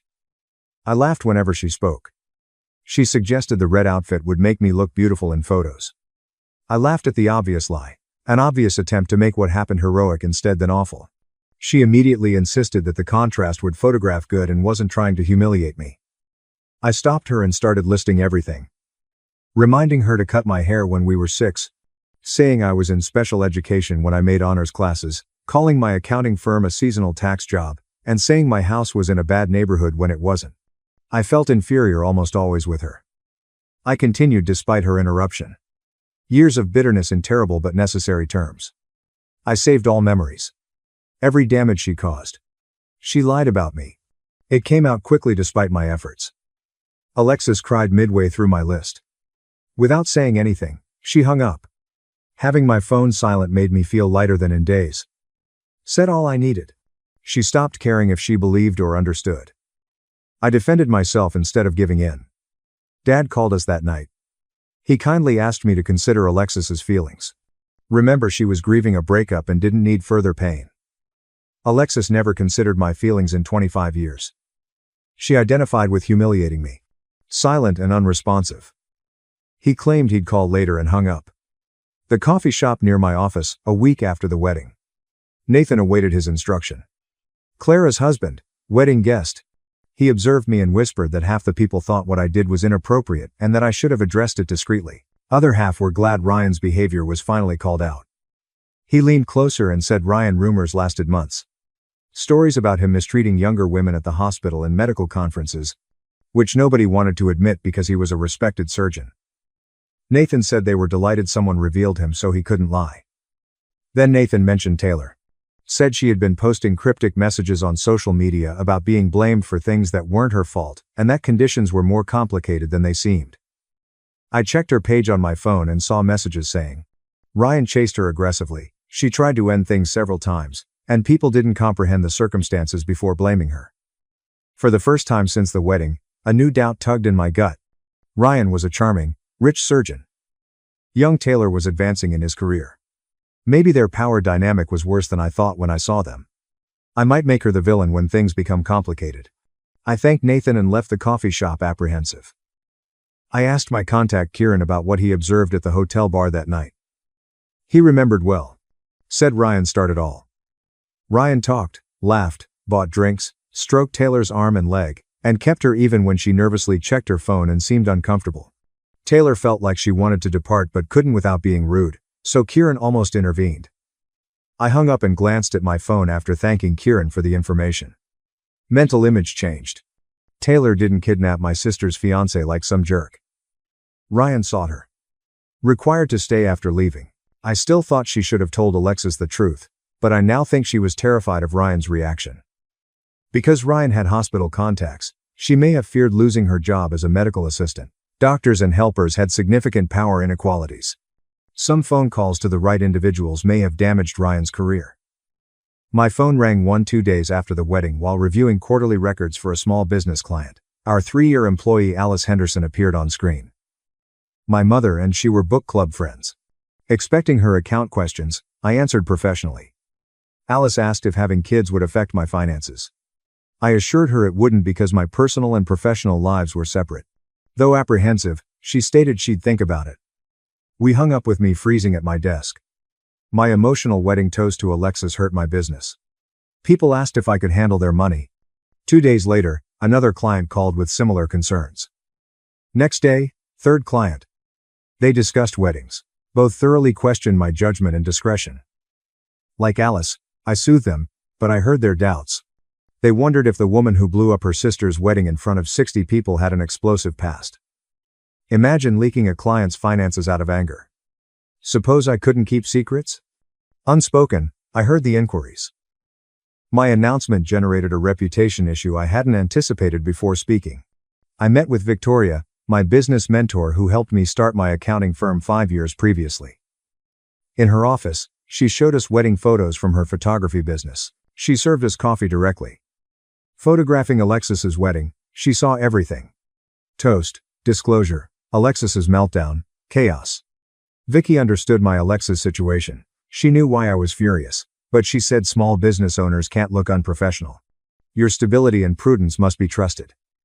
They must trust that you will safeguard their data and not let personal concerns influence accounts. Some town inhabitants were critical of my actions. Victoria suggested I publicly resolve things with Alexis. She didn't suggest I had to reconcile privately or pretend everything was wonderful. But saying we were working through family issues may stop the talk and soothe my clients. She said family drama worries clients. You may be too busy to handle their accounts. They fear your verdict. Victoria showed me her business, social media, and professionalism. Nothing to upset clients. She spent 20 years in a small town where everyone knew each other and reputation. I was furious leaving Victoria's office because her advice felt like an apology for honesty. Ryan cheated on Alexis. Taylor got involved. These were facts, not opinions. Why should I mediate because I revealed Ryan before Alexis married him? My firm lost 2 more clients the following week. Avoiding danger was their goal. I've had one since I started the business. I noticed my client list shrink and realized my actions were having unintended repercussions. Joy of exposing Ryan cost me professionally in ways I hadn't considered when I took the reception microphone. Taylor emailed me 4 weeks post-wedding. Subject, can we talk? Well written. She asked for a meeting to explain. She expressed guilt and confusion. She realized I didn't want to see her. But she wanted to tell her story. Conflicted, I read the email 3 times. Taylor's Ryan relationship still infuriated me. When Kieran told me Ryan initiated everything, I was curious about her perspective. I agreed to meet at a neutral coffee shop across town where we wouldn't see anyone. The coffee shop was practically empty when I arrived. 5 minutes later, Taylor looked nothing like Alexis's groomed companion. She had unkempt hair and black rings under her eyes. She wrinkled her clothes like she grabbed them from the floor. She ordered coffee with shaking hands and sat at a corner table across from me. We gazed. Then she chatted. The voice sounded tired and quiet. She thanked me for meeting and predicted my hatred. She asked about Ryan. Taylor said Ryan pursued her after meeting her at my healthcare mixer. He found her on social media and texted her constantly, complimenting, joking, and inviting her to coffee. Ryan persisted after she rejected him since she knew he was seeing Alexis. He told her his relationship with Alexis was a sham and they decided to meet others. He said Alexis was more interested in the wedding than him and that they were roommates who could plan a life. Taylor admitted she trusted him naively. It sounded like infidelity, but Ryan was charming and she was lonely after a bad relationship. Let herself be attracted. She tried to end things multiple times when she felt horrible, but Ryan would become angry, distraught, or promise to leave Alexis after the wedding. Taylor's phone had hundreds of Ryan texts. I observed her claim that Ryan pressured her to meet. Ryan becoming upset as she asked for room. Ryan promised to stay together after reconciling with Alexis. Ryan twisted her emotions by claiming to need her. She alone understood him. I felt sick from the messages. This affair involved more than 2 culpable people. Ryan systematically manipulated a younger, weaker opponent. I saw Taylor differently. She wasn't evil. She was another Ryan pawn. Ryan was the real villain, manipulating Taylor and Alexis while acting nice. Taylor put her phone away and glanced at her coffee. She stated she texted, emailed, and visited my parents for weeks to find Alexis. Nothing worked. Alexis cut her call and refused entrance. Most people sided with Alexis, therefore she lost most of her friends. Taylor calmed down when she said she understood why people chose Alexis and deserved to lose those friendships after what she did. I was astonished by her next question. She requested Alexis' forgiveness. I contemplated my response. I told Taylor, I had no idea because I didn't really know my sister at all, not in any real way. I didn't know Alexis well enough to foresee her actions. Taylor nodded expectantly. She appreciated meeting me and hoped Alexis and I could handle Ryan's conduct. She left the coffee shop first, leaving me to complete my drink. Everything seemed confusing as I drove home. The villain Ryan misled Taylor and Alexis. However, I blew everything up in front of 60 people without understanding the complexity. Taylor wasn't after her friend's man. Ryan lied and manipulated her when she was younger and weaker. Alexis harmed me over the years, but she didn't deserve to discover about her husband's infidelity at her wedding. When I said Ryan's name over the microphone, I kept thinking about her look. She froze and stared at him with her white dress swishing about her legs. I wanted to punish her for the red dress and 25 years of mistreatment. She was hurt by me. Now I wasn't sure success felt as good as I expected. Family contact was absent for a month. My parents didn't call or text. Alexis didn't call. I worked at my accounting office all day and avoided thinking about the wedding at home. My mother called to request a solo lunch. She sounded warmer on the phone than in messages. We met in a downtown restaurant. She was at a window table when I arrived. She looked so old I almost didn't recognize her. New lines developed around her mouth and eyes. She had grayer hair. She looked fatigued from not sleeping well and dealing with terrible things for a long time. After ordering food, we sat awkwardly silent. My mother spoke next. She said Alexis stayed with them after the wedding. She ate a little and left most of her dish. Her management worried about her long absences. She spent most days secluded in her old bedroom, not talking about what happened. Mom's voice got harder. Next question. She inquired about my satisfaction. If smashing Alexis's wedding proven my point. Her statements made me feel like a child again, always the troublemaker. I placed my fork down and looked at Mom. I told her I didn't wreck Alexis's wedding. Ryan's adultery ruined it. I lost it after 25 years of Alexis abuse. I said it, and my mother flinched but didn't argue. I noticed something as she stared at her plate. Although she couldn't speak, she knew I was correct. She knew Alexis mistreated me. She knew she and Dad did it. We dined quietly. My mother then said something unexpected. She said my parents may have favored Alexis as children. She didn't apologize but acknowledged they botched our relationship. Many guests disliked the wedding due to the faults. I stared at her since she hadn't acknowledged that in 25 years. Alexandra was everywhere. Always urged to tolerate Alexis and not complicate things. I wondered why Alexis was favored. What made her special or deserving of their love? My mother struggled to respond. She rearranged her plate and ignored me. She said Alexis was their first child and they were inexperienced parents. Two youngsters with different personalities made it difficult to manage their attention. That answered everything, she said. Perhaps the first child deserved all the support and the second none. My mother revealed anything new. Alexis had significant childhood anxiety, she said. Like severe anxiety that needed medicine and therapy. This was new to me, so I was surprised. My mother thought Alexis's need to control and be flawless sprang from fear of failing. My treatment was partly about her worries and fears. She made me feel small because she felt small. As I listened, my chest altered. My treatment by Alexis was unfair. Okay? It wasn't responsible for haircuts, gossip, or criticism.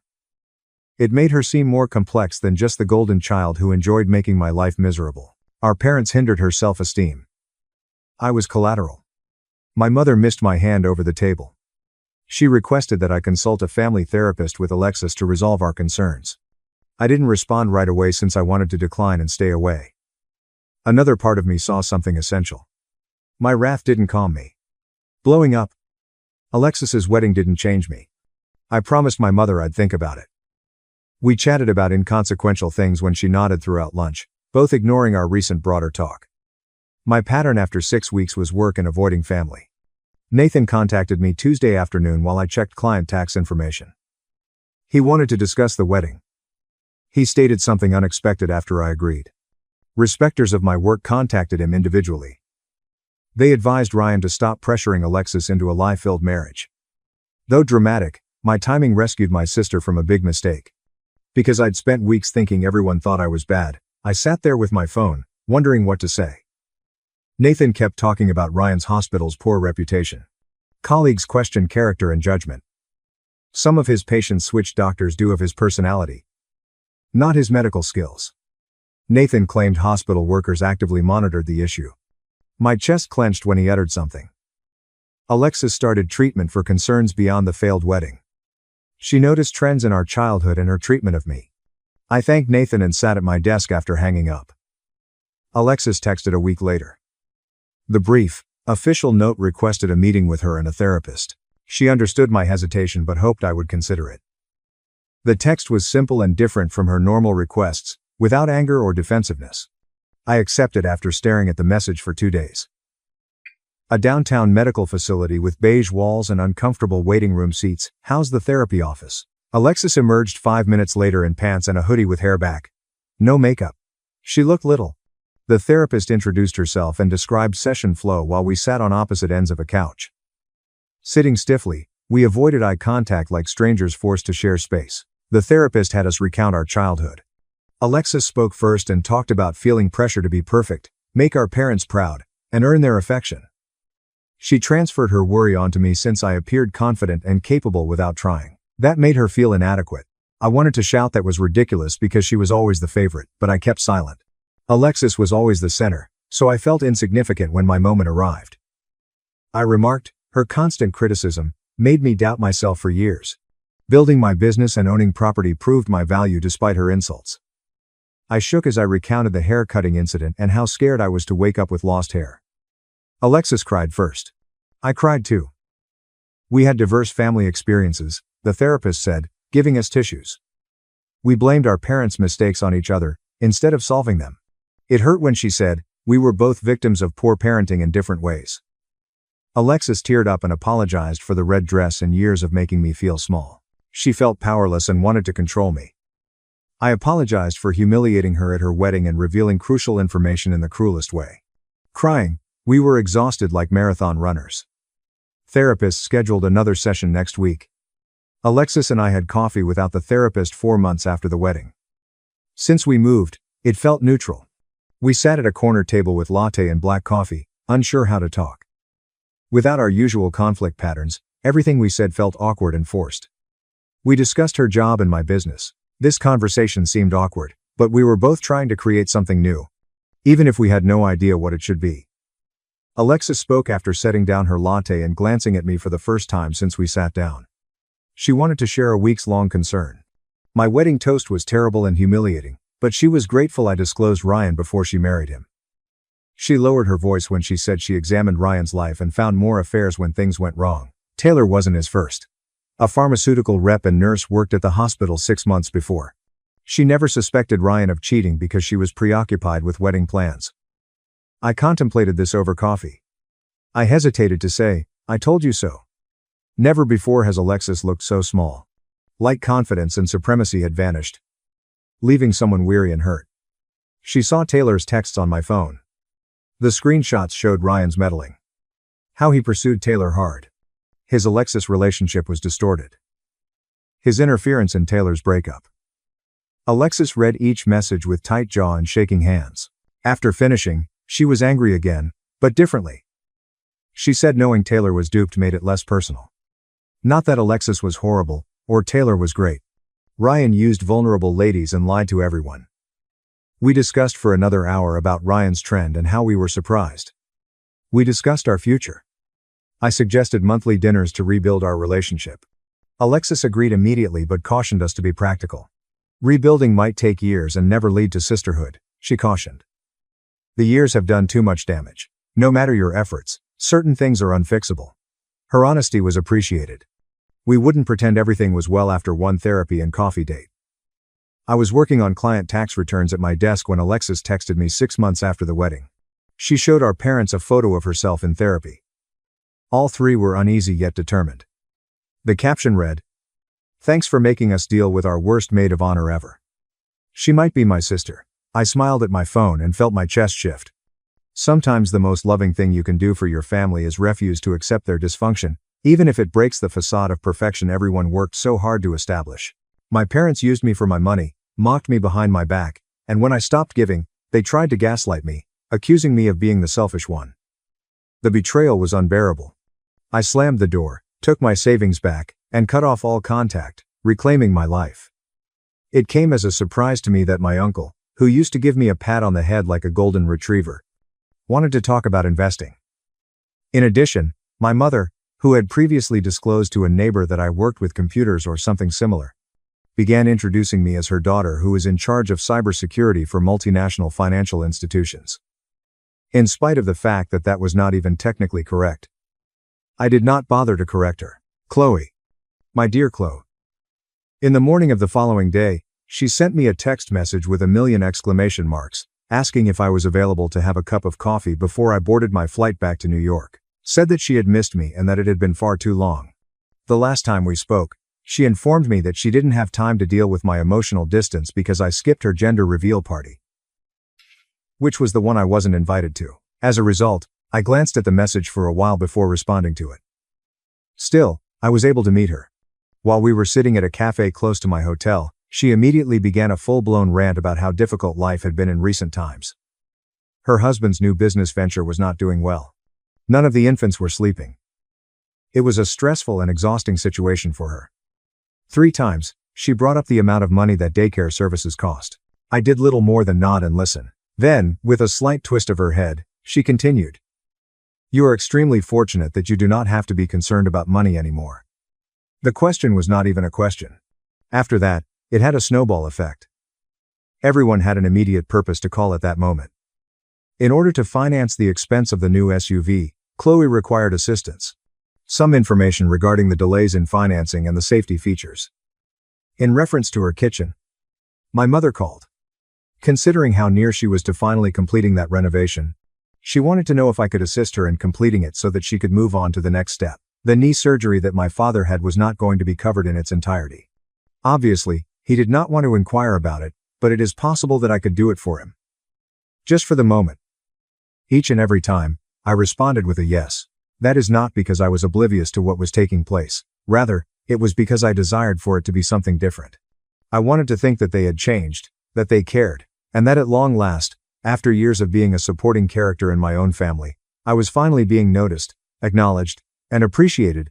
And in a number of ways, I indeed was. In the past, Chloe and my parents were the only people who participated in group chats while we had dinners, but now my name was at the top of the list. To my surprise, Chloe began tagging me in her Facebook posts. My mother referred to me as her survivor. Because he still signed checks at the grocery store, my father even requested me to educate him about cryptography, which I found to be a ludicrous request. It did work for a period of time. From that point on, I was soaring on cloud 9, under the impression that my family loved me in return. None of the money was counted by me. I failed to keep track of the transactions. Up until the day that I received a phone call from my grandmother, I never questioned anything. Except in the event that something was awry, she never called me. In the past, she had always been very keen. Perceived things that the majority of people did not. I was the only member of the family who never made me feel like I was less than she was. That particular day, her voice was soft and not fragile. Rather, it was cautious. Prior to asking me if I had a moment to talk, she paused for a bit. Next, she made a statement that completely altered the situation. Sophie, I have something that I need to tell you, and I don't believe you're going to look forward to hearing it. My breath was pulled back. She informed me that she had listened in on a conversation. After a BBQ, I broke up with my mother and my father in the backyard while they were chatting about me. Regarding the manner in which I might at long last become useful. I was talking about how it was high time that I made up for all those years that I had spent doing nothing. Regarding the fact that they ought to keep her close by, at least until the kitchen is finished and the payment for the SUVs is made. According to her, Chloe giggled and stated that Sophie doesn't even notice what's going on. She believes that we are concerned. My grandmother stated that she was on the verge of leaving at that very moment, but she wanted to avoid making a disturbance. My heart was burning. My reaction was not one of astonishment, rather, it was one of disbelief. No, not really. I have a feeling that I have always known it, but it wasn't until I heard it out loud that it became real to me. For a considerable amount of time, I did not communicate with my grandmother. After that, I expressed my gratitude to her and informed her that I will contact her at a later time. I ended the call, sat down on the beautiful couch that I had in my apartment that was located on the top floor, and looked out over Central Park. In that same instant, everything underwent a transformation. It took me some time before I confronted them. During that time, I am aware that the majority of people anticipate that. I stormed in and demanded answers after a blow-up, a dramatic call, and a dramatic call. On the other hand, something within me became silent. As if a switch had been pulled. All of a sudden, I found myself outside of myself, observing things from a distinct distance. And so I remained. I cracked a grin. My phone was picked up. As soon as I became aware of the reality, I was eager to observe how far it would extend. The first thing that I observed was how relaxed the expectations had gotten during this time. Chloe didn't inquire any further. I just heard her speak. She would bring up bills in the same manner that people would bring up the weather. During this month, daycare was quite difficult. The automobile payment was causing them a great deal of stress. A little bit of a push was all that was required for her husband's business to get over the hump. Each and every line hung in the air, waiting for me to fill in the blanks. The same thing happened to my mother. Although she never really spoke the words, she did not feel the need to do so. She would email photographs of cabinet samples, countertops, and flooring, and then she would follow up with a statement such as, "Isn't it crazy how expensive materials are now?" Or, "We're thinking of doing it while we're still healthy enough to enjoy it." More subtly, my father was. He would call to see how things were doing, and then he would start telling stories about his buddies who enjoyed traveling, retiring early, and not having to worry about their medical expenditures. He would laugh and then say, "Must be nice." After that, he would become quiet as if he was waiting for me to offer something without being asked. And I did it every time. At the very least, I will. I stopped sending money after receiving a call from my grandmother. My announcement was not made. I did not provide an explanation. It's just that I didn't try. Other than that, I did not make any changes. The same warmth, the same tone, and the same availability. To determine whether or not they would notice my absence before they noticed me, I wanted to wait. In the beginning, they did not do it.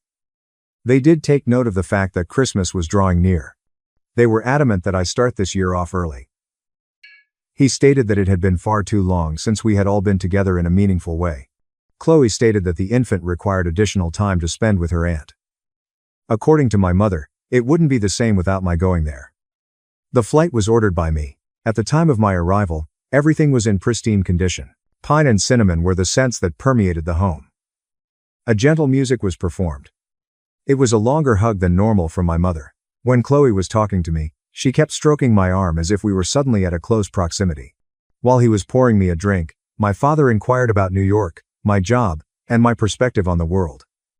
Every single one of them was putting on a show. As it was happening, I was there to witness it. Dinner was a lively and boisterous affair. It was a gift-giving exchange. As is customary, mine were an elaborate affair. It came to my attention that nobody appeared to be uncomfortable taking them anymore. I used to find that unsettling. It did not happen this time. Coffee in the living room was the suggestion that my mother made after dessert. Everyone relocated there and established themselves in their customary locations. With a kick, Chloe raised her feet. The collar of my father was unfastened. I had the impression that I was at the conclusion of a lengthy play, the point at which the actors could finally relax because the audience was still clapping. That is when I said my words. I inquired of Chloe whether or not she recalled the cookout that took place a few months ago. The one that is located at my parents' house. I questioned her about whether or not she recalled being in the backyard with her mother and father after everyone else had gone inside. A halt occurred in her. A moderate amount, but not a spectacular one. My mother uttered my name as if it were a warning. Absolutely nothing was spoken by my father at all. I informed them that I was aware of what they had said. I did not repeat it out loud in its entirety. It was unnecessary for me to do so. What I saw on their faces was everything. The fact that I was upset was not the surprise. Because I was aware of it. My mother instantly began talking, explaining, going back on her previous statements, and making statements about jokes being taken out of context, stress, and some of the ways in which families say things that they don't mean. I did not interrupt her. I then proceeded to convey to them that I had a complete comprehension of the nature of our connection, and that I was no longer upset. I had just finished that, and I didn't want to be the answer to their issues or the source of finance for their goals. It was Chloe's attempt to interrupt. She was not stopped by me. I simply got to my feet, put on my coat, and announced that I was going to go. I told them not to call me to find a solution to the problem, not to apologize, and not to explain anything. I stated that I had already decided what I would do. The moment I opened the door, I heard my mother repeating my name once more. This time, it is softer. There was no reversal for me. The air felt icy and astringent as I went outside. It appeared as though my grandma had been waiting for quite some time, since she was already present on the porch. There was no questioning from her. She did not express any feelings of pride. I only needed to give her a single nod before she joined me in the car. Silence prevailed as we drove away. During that night during her birthday party, I did not have any feelings of tension for the very first time. I did not have the impression that I was getting ready for the next item. I had the impression that wasn't the end of it. I had a mistake. Following that night, I did not anticipate anything at all. No calls, no texts, and nothing else. In my mind, they would just leave it alone. Stew and possibly whisper about me to each other, but in the end, you should step back for a temporary period of time. Indeed, that is precisely what took place. There is no sound. It is utterly and completely silent. Naturally, my grandmother maintained communication with me. For a week, she extended an invitation to me to visit her home in Florida. We are the only two of us. There will be no drama, no questioning, and no casual chats about the financial position of anyone participating. Each morning, we went for a walk along the beach, and then we cooked dinner at home. It had been years since I had experienced such a sense of lightness. On the other hand, a peculiar occurrence took place 2 weeks after I had returned to New York. I received a phone call from a recruiter that I was not familiar with. He seemed eager, perhaps even a little bit too eager. This individual stated that he had a client who was searching for someone to head up a new cybersecurity section. It was stated that my name had been mentioned.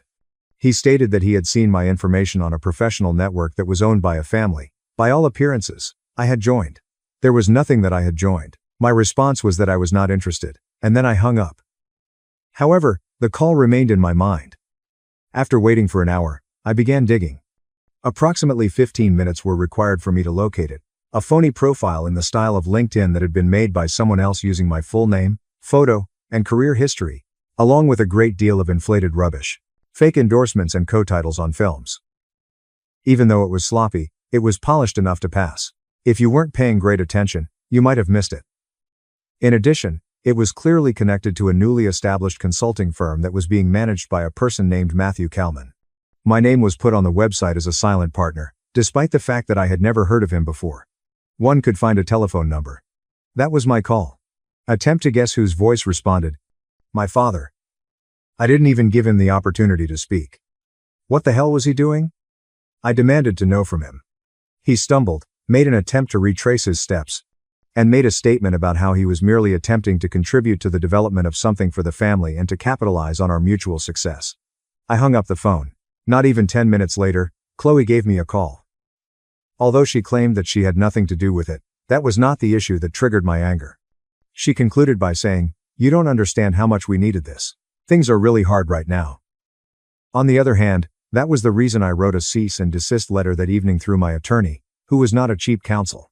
In addition to dealing with the ramifications from 2 investors who had already contacted out to me assuming that I was involved, I was required to shut down the website, scrub the bogus profiles, and fix the situation. It might have been the end of me. That, however, was not even the most terrible aspect. The realization that they were no longer only interested in my money was the most upsetting part. They desired to know my name. They wanted to go about in my success like it was a coat, thinking that they had also built something, and they wanted to wear it like a coat. Previously, I had merely served as a resource. I served as their brand. And they didn't believe that I would notice it. While I was still partially in disbelief, I contacted my grandma that night while I was pacing around my apartment. Her tone did not convey any surprise. "Just now," she told me, "I warned you, Sophie. They don't love people. They love what people can give them." That stuck with me. After hearing that, I proceeded to make all of the necessary adjustments. New account numbers and new numbers. I wiped my digital footprint clean and built it again from the ground up with firewalls that would require a government badge to pass through. I decided to stop responding to mysterious numbers. I became completely eerie. As well, I went away from the city for a bit. Not indefinitely, but just long enough to get my thoughts organized. During that time period, I was taken aback by the letter, which was a genuine letter written by hand and did not include a return address. The note was found within. It stated, "We didn't mean to hurt you. We were just scared." However, it was not signed before it was sent. And a photograph was affixed at the bottom of the page. "You are no longer like us." During that time, I was 12 years old and standing at the kitchen counter of my grandmother's house. I was holding a screwdriver and disassembling an old radio. Everyone else in the background was giggling, preoccupied, or celebrating something else but themselves. My eyes were the only ones that were focused on the camera. That picture was taken by my mother. If you were wondering. While the message was unmistakable, it was already too late. There was no response from me to the letter. First, I took my time reading it twice, and then I folded it back up and slipped it into the drawer at the bottom of my desk. Although I did not rip it up, I also did not cling to it as if it were something that was significant to me. I felt as though I was holding a memento from a location that I no longer resided in. An attempt to repackage guilt as sentiment. Which is the final, desperate attempt. For what they had done, they did not feel any regret. They expressed their regret that I left before they had completed their work. I did not wait a week to cool off after that, but I did wait.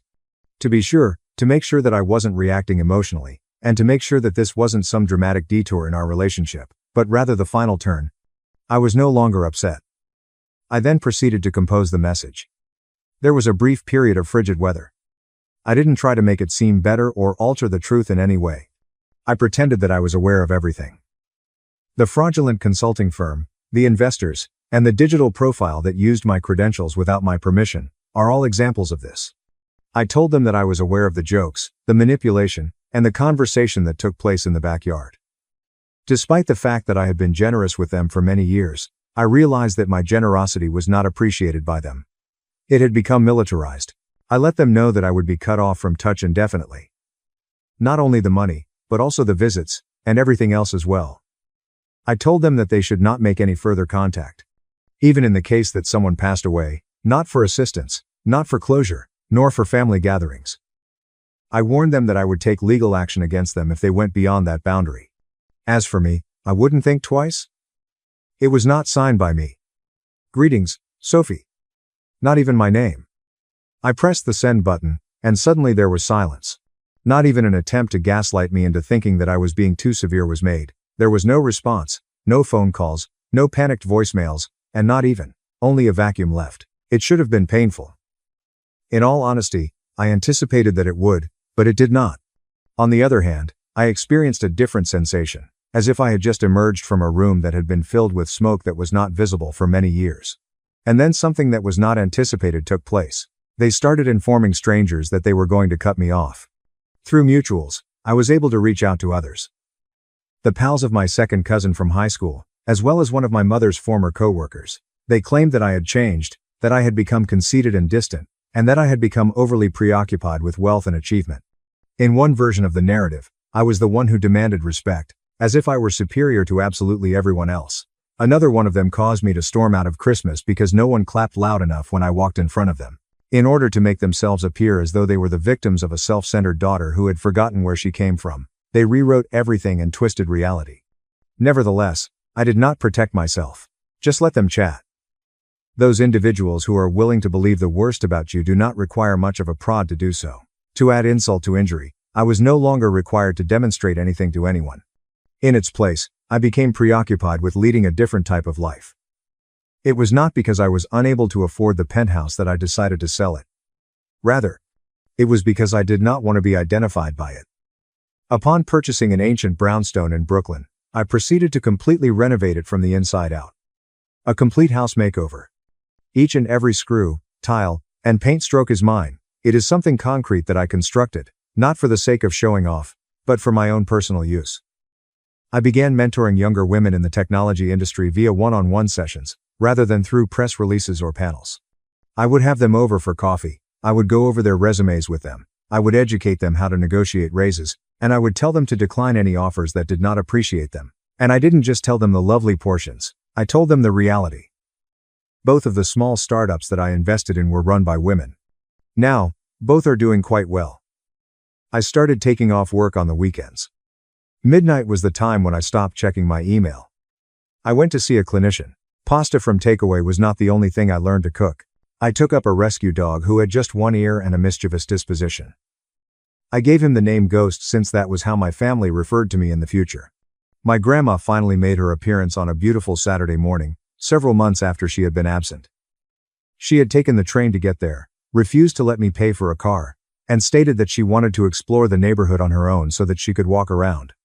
When she entered the brownstone, she took her time to look around, taking in the hardwood flooring, the exposed brick, and the shelves that were stacked with books that I had actually read. She then said, "This feels like you." Without smiling. While Ghost would bark at the pigeons, we would sit on the porch with our coffee. I inquired in a low voice whether she was dissatisfied with me for interrupting them and for not making an effort to resolve the issue. She didn't even flicker an eye. She told me, "Sophie, you gave them more chances than they deserved. That's not failure. That's grace." And for the very first time in my life, I believed what she had said. It has been more than a year since I severed ties with them.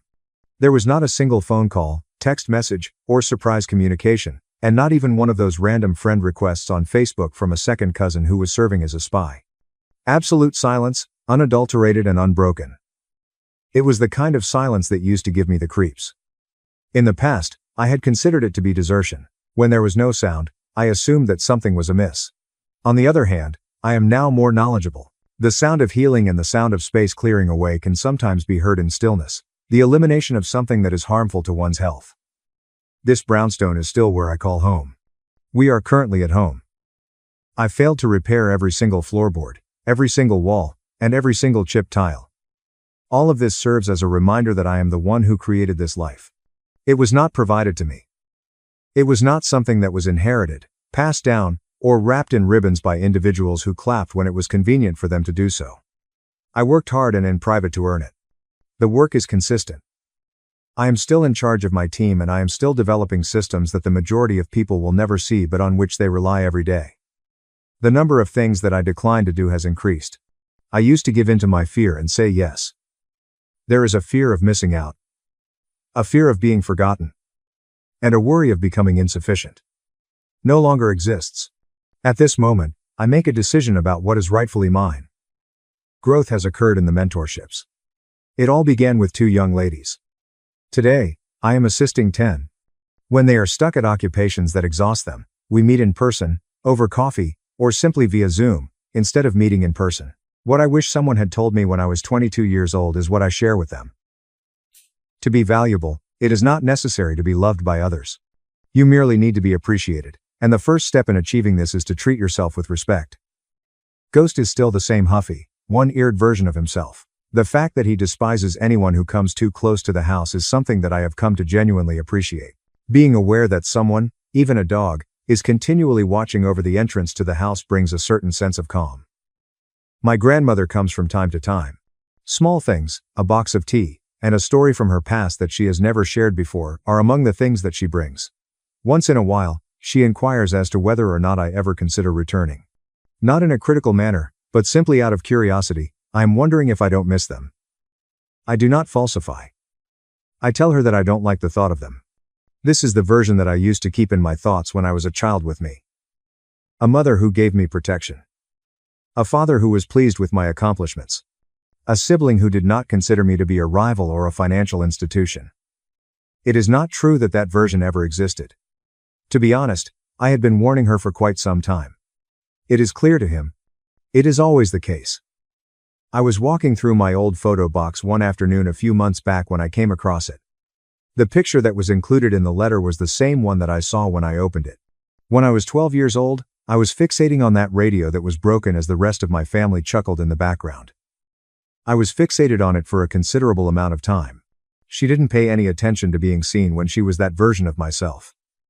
She merely desired to construct something, modify something, and gain an understanding of how things functioned. She was absolutely unbroken. You could say that she was buried under individuals who were too preoccupied with themselves to notice her. There have been times when I have considered destroying the photograph, getting rid of the letter, and getting rid of everything that still connects me to them. I have not, however. When I say that I want to remember something, I don't mean that I want to cling on to it. Getting rid of everything that is painful is not necessary. Certain things are designed to remain as a reminder of how far you've come, of how difficult it was, and of the reasons why you will never go back to the past. This is the latest update. They did not meet any of my expectations in any way. When I stated that I was finished, I meant it. I had moved on, constructed a different sort of life, and accepted the truth that there are certain people who never change from who they were. However, during the previous week, an odd occurrence took place. My phone rang, and I received a voicemail from a number that I was not familiar with. A voice that is delicate and somewhat anxious. In fact, it was Olivia, my cousin. Our last conversation had been over 10 years ago.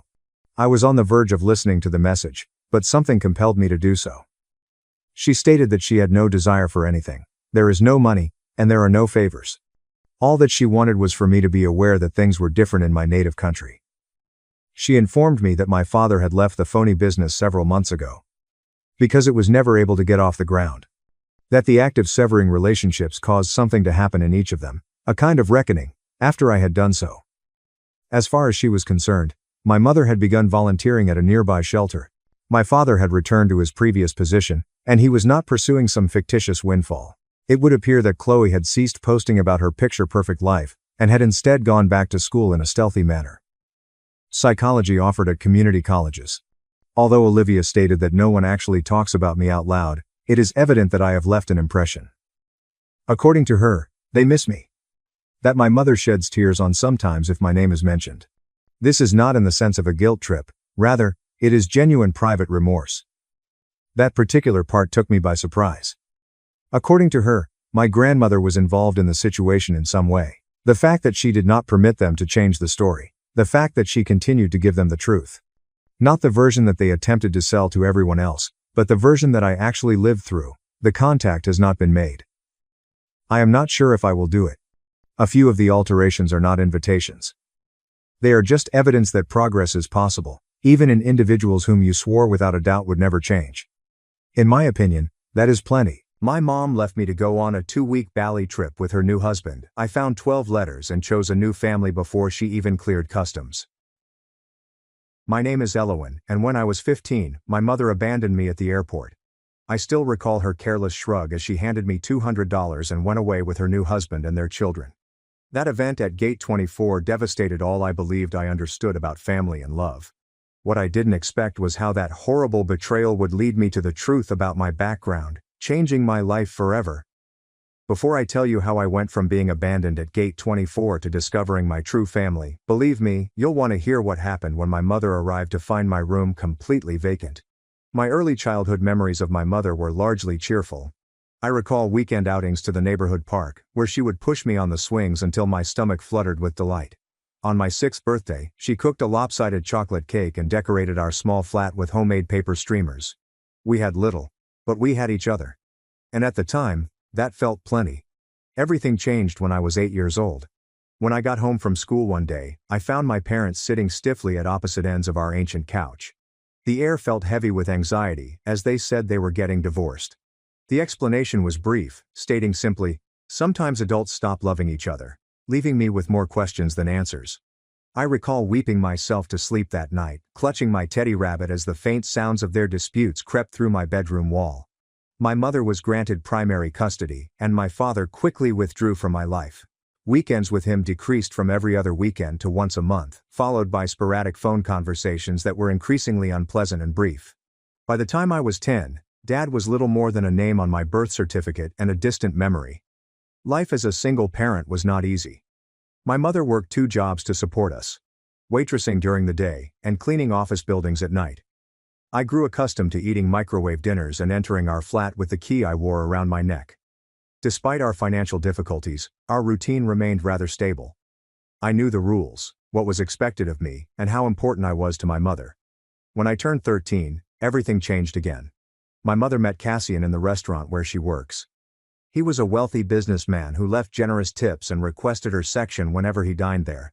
I recall the first time she mentioned him, her cheeks flushing with pleasure as she recounted his fine outfit and the way he gazed at her as if she were someone exceptional.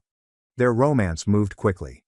Within 6 months, Cassian had proposed to my mother with a diamond ring so huge that it appeared comically out of place on her work-worn hand. Before I could get used to the thought of having a stepfather, we were moving into his large suburban mansion, complete with a pool, home theater, and more bathrooms than I could count.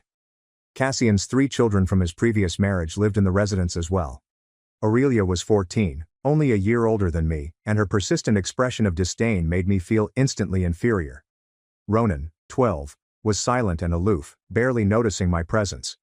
Leora, the youngest, was 10 years old and first the most welcome, but her goodwill rapidly faded once we were all under one roof. From the start, it was evident that I didn't fit into this pre-made household. Cassian was cordial but remote, saving his true smiles and compassion for his own kids. Cassian and my mother talked private schools, country club memberships, and vacation homes during family dinners, topics I had never heard of before. When I talked, my remarks on school or books were welcomed with polite nods before the subject returned to the stepchildren's achievements in tennis, debate club, or piano performance. What stung the most was seeing my mother alter. The woman who had previously cut coupons and shopped clearance racks suddenly spoke intelligently about designer goods and exclusive eateries. She dyed her hair, whitened her teeth, and began referring to our old life as the struggle years, with an awkward giggle if Cassian's friends were present. It was as if she was shedding her old skin, along with the portions of herself that were attached to me. I was trying to blend in with my new step-siblings. I volunteered to help Aurelia with her arithmetic homework, complimented Leora on her artwork, and inquired about Ronan's video game collection. My efforts were treated with chilly politeness at best, and blatant rejection at worst. One particularly heartbreaking recollection was overhearing Aurelia tell her friends on the phone that her father's new wife came with luggage, which included me. As summer neared, Cassian announced a family trip to Bali, 2 weeks at a luxurious resort with private villas and personal butlers. Despite the growing gap between my mother and me, I had a burst of excitement. Perhaps this trip would allow me to finally bond with my new family away from the stresses of school and daily life. My aspirations were swiftly dashed when my mother brought the stepchildren shopping for new vacation attire, but excluded me. When I inquired why, she nonchalantly stated that I already had plenty of clothes. Despite the fact that the majority of mine were from our pre-Cassian days, I decided to use the money I had earned from babysitting to purchase myself a new swimsuit, a modest blue one-piece that paled in comparison to the designer bikinis Aurelia and Leora would be carrying. A week before the trip, I overheard a troubling conversation between my mother and Cassian. They were in their bedroom, the door slightly open, unknowing that I was passing by on my way to the kitchen. "What about the arrangements for Aloan?" Cassian inquired, his tone low. "All taken care of," my mother said dismissively, making my stomach knot. "She will not be a problem." When I asked her about it later, she dismissed my worries with a casual, "Just trip details, honey. Nothing for you to worry about." The morning of our trip was filled with chaos and excitement. The house was a hive of activity as suitcases were put into Cassian's luxurious SUV. I realized my passport was not among the stack of travel paperwork on the kitchen counter. But when I reported this to my mother, she grumbled something about having it in her handbag and hurried me on. Looking back, I should have spotted the warning signs: my mother's avoidance of eye contact as we drove to the airport, the fact that no one talked about my seat assignment on the plane as they were deciding who would receive the window seats, and the fact that my suitcase was curiously smaller than everyone else's. But at 15, determined to feel I belonged to this family, I ignored the warning signs. The international terminal was a hectic jumble of passengers, rolling bags, and frantic airline employees. Cassian guided our group through the mob with practiced speed, my mother by his side, clutching her luxury handbag. Aurelia, Ronan, and Leora followed closely after, their expressions filled with excitement. I followed in the back, struggling to keep up while rolling my small suitcase. When we arrived at the check-in counter, Cassian handed the airline attendant our passports and confirmation information. I observed he handed over 5 passports, not 6. I felt a knot in my gut as I saw each family member receive their boarding permits except for myself. "Excuse me," I said, moving ahead. "I think you forgot my boarding pass." The aircraft attendant seemed perplexed. "I only have 5 passengers listed for this reservation." Cassian cleared his throat. "Your mother needs to speak with you about that. We will go ahead to security." As the stepchildren and Cassian left with the luggage cart, my mother grabbed my elbow and led me to a quiet area near a gift shop. Her face bore a look I had never seen before. A curious blend of detachment and faint displeasure. "Listen, Elowen," she continued, her tone unusually calm. "There has been a change of plans. You are not coming with us to Bali."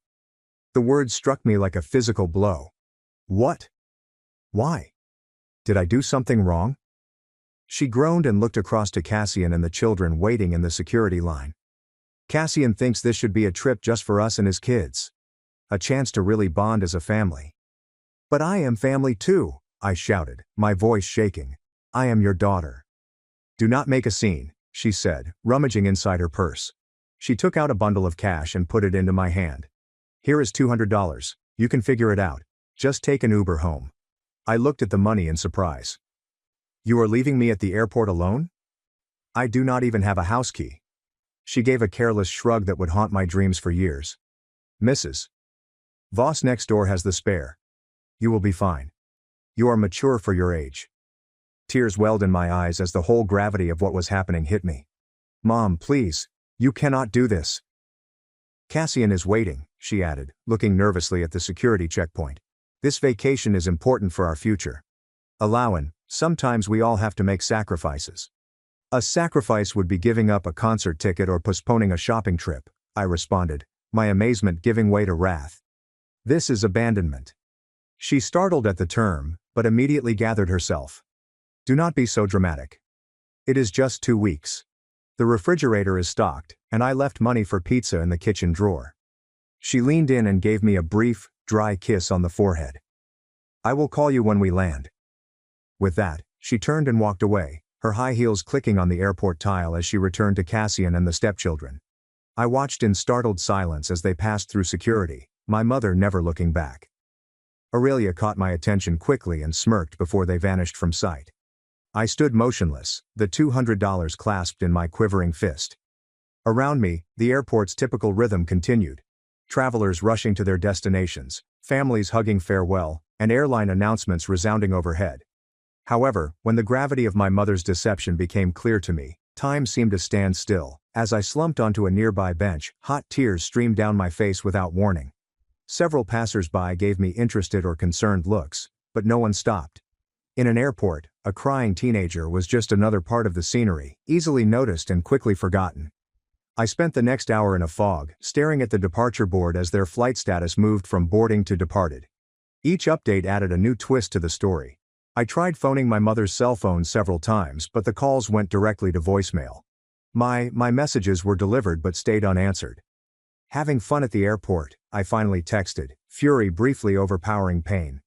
Hope abandoning your child was worth the first-class upgrade. No response arrived. Not that I anticipated one.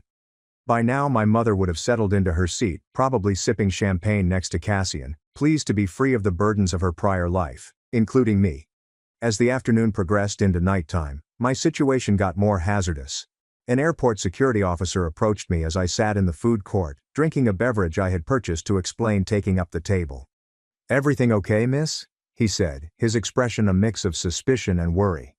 You have been here for several hours now. I am waiting for my ride. I lied, avoiding his gaze. They got stuck in traffic. He appeared doubtful, but nodded and moved on, warning me not to leave my suitcase unattended. I felt another wave of embarrassment flood over me. How could I admit that my own mother had left me? The words remained in my throat, pulled back by a mix of humiliation and lingering loyalty.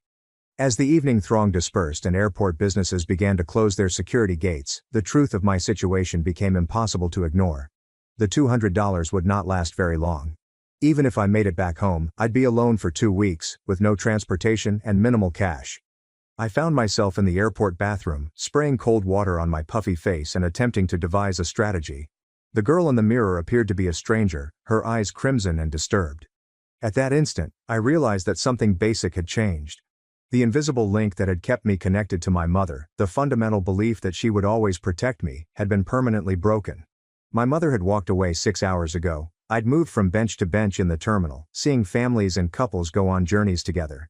Each passing hour increased my sensation of solitude. My phone battery was running low, adding to my already stressful scenario. Around 8 p.m., I went to a still-open airport restaurant. I sat at the counter and ordered the lowest item on the menu, a side of fries, to stretch my restricted budget.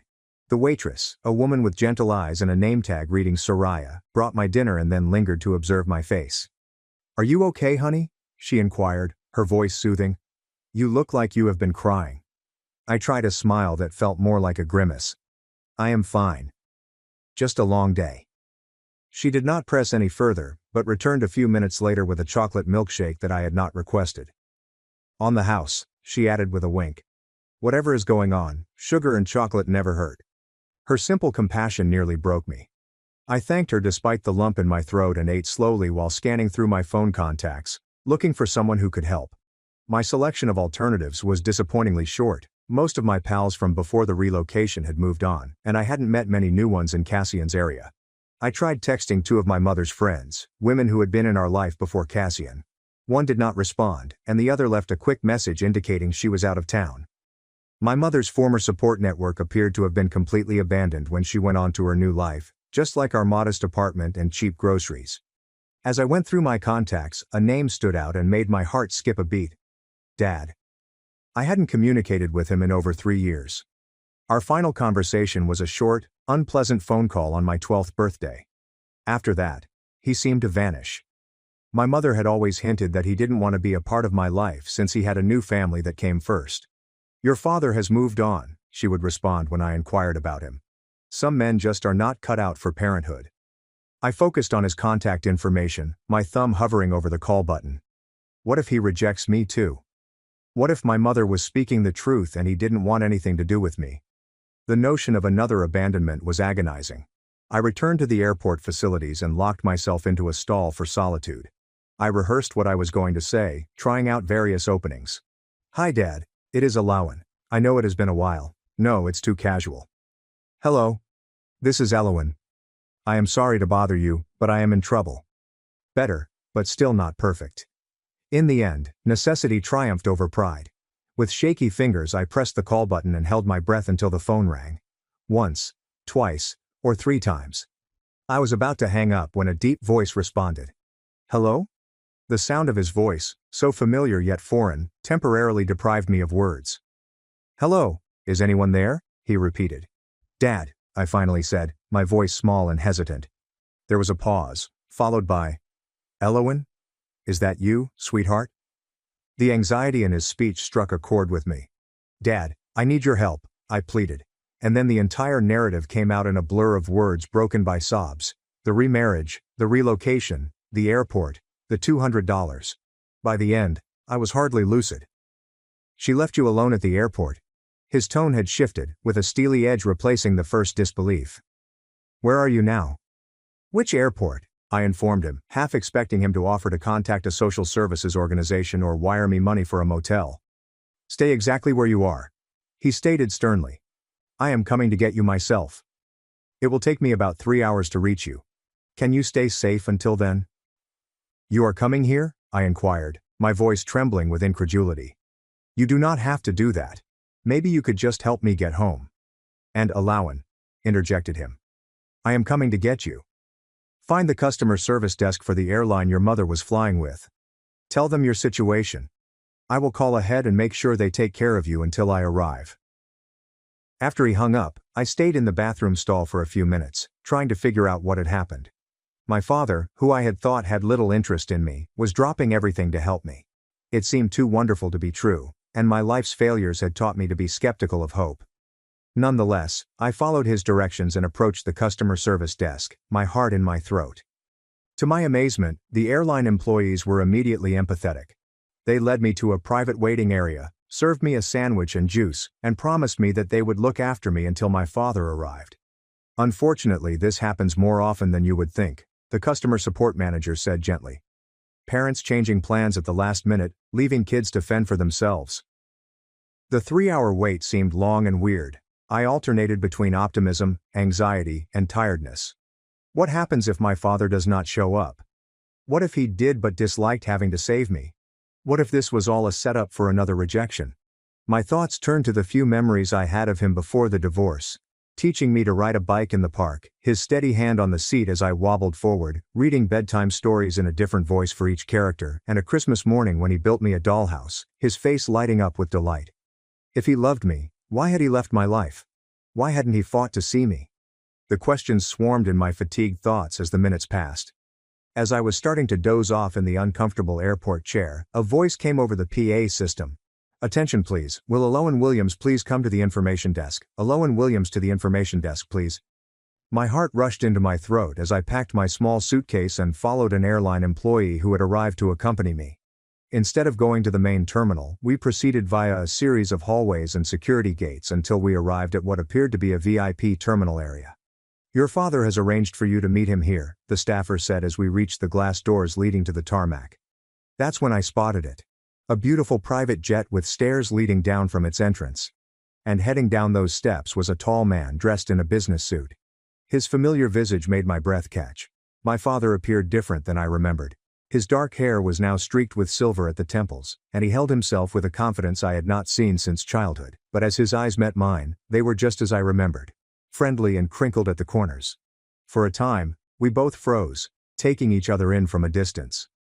Then he strode forward, closing the distance between us in seconds. He stopped just short of embracing me, hesitation on his face. "Elowen," he said, his voice full of emotion, "I cannot believe it is really you." I wasn't sure what to say or do. Part of me wanted to fall into his arms like the little girl who used to meet him at the door. Another part, the devastated youngster who had felt abandoned by both parents, withheld information. He seems to detect my uncertainty. "I am so sorry," he grumbled gently, "for everything. For not being there, for not fighting harder to stay in your life." Something in his genuineness penetrated my defenses. The tears I thought were gone hours ago resurfaced with new vigor. "She said you did not want to see me anymore," I gasped out. "That you had moved on." His face clouded. "That was never true. Not for a single day." He tentatively opened his arms, and this time I didn't hesitate. Stepping into his hug and releasing years of pent-up sadness onto his shoulder. We stood there for a few minutes, both overtaken with emotion. When we finally parted ways, he kept one arm around my shoulders and walked me to the waiting plane. "Let us get you out of here," he asked gently. "We can talk properly once we are in the air." The cabin of the private plane was unlike anything I had ever seen. Plush leather seats, polished oak tables, and gentle lighting produced a sense of peaceful luxury. A flight attendant greeted us cheerfully and offered me a variety of beverages and food. As we took our seats facing each other, I couldn't help but look at my father in astonishment. "Is this your plane?" He smiled, a tinge of discomfort on his face. "The company's, technically.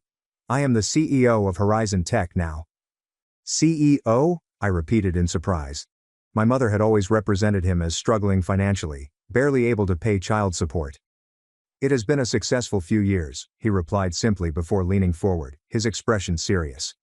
"Elowen, I need you to know something. I have been trying to contact you for years. Birthday cards, Christmas gifts, phone calls, all of it. When your mother remarried and moved, I lost track of you completely. I hired private investigators who could not find your new address. I filed motions with the court that were somehow lost or delayed." My thoughts reeled as the implications of what he was saying hit home. "She kept you away from me on purpose?" He nodded, pain visible in his eyes. "I have been sending child support and additional money every month since the divorce. Money you never saw." I remembered the secondhand clothes, the times we ate ramen noodles for days on end, and my mother's continuous concerns about money problems. "We were always broke," I muttered. "She said you barely paid child support." My father opened his briefcase and took out a folder, offering it to me. Inside were copies of cashed checks, court paperwork, and records of attempted interactions, all carefully arranged by date. The evidence for his attempts and my mother's lie was overwhelming. "I do not show you this to hurt you," he stated kindly. "But you deserve to know the truth." As the jet took off, transporting me away from the airport where my mother had abandoned me, I felt curiously weightless, as if I was shedding years of misunderstandings and manipulations with each mile. My father said that he now lives in Seattle and runs the technology company he helped start shortly after the divorce. What began as a small startup had evolved into a big player in the market, earning him unexpected success. "I kept your room ready," he replied with a hint of embarrassment in his voice. "All these years, just in case." The flight flew by as we started the delicate process of getting to know each other again.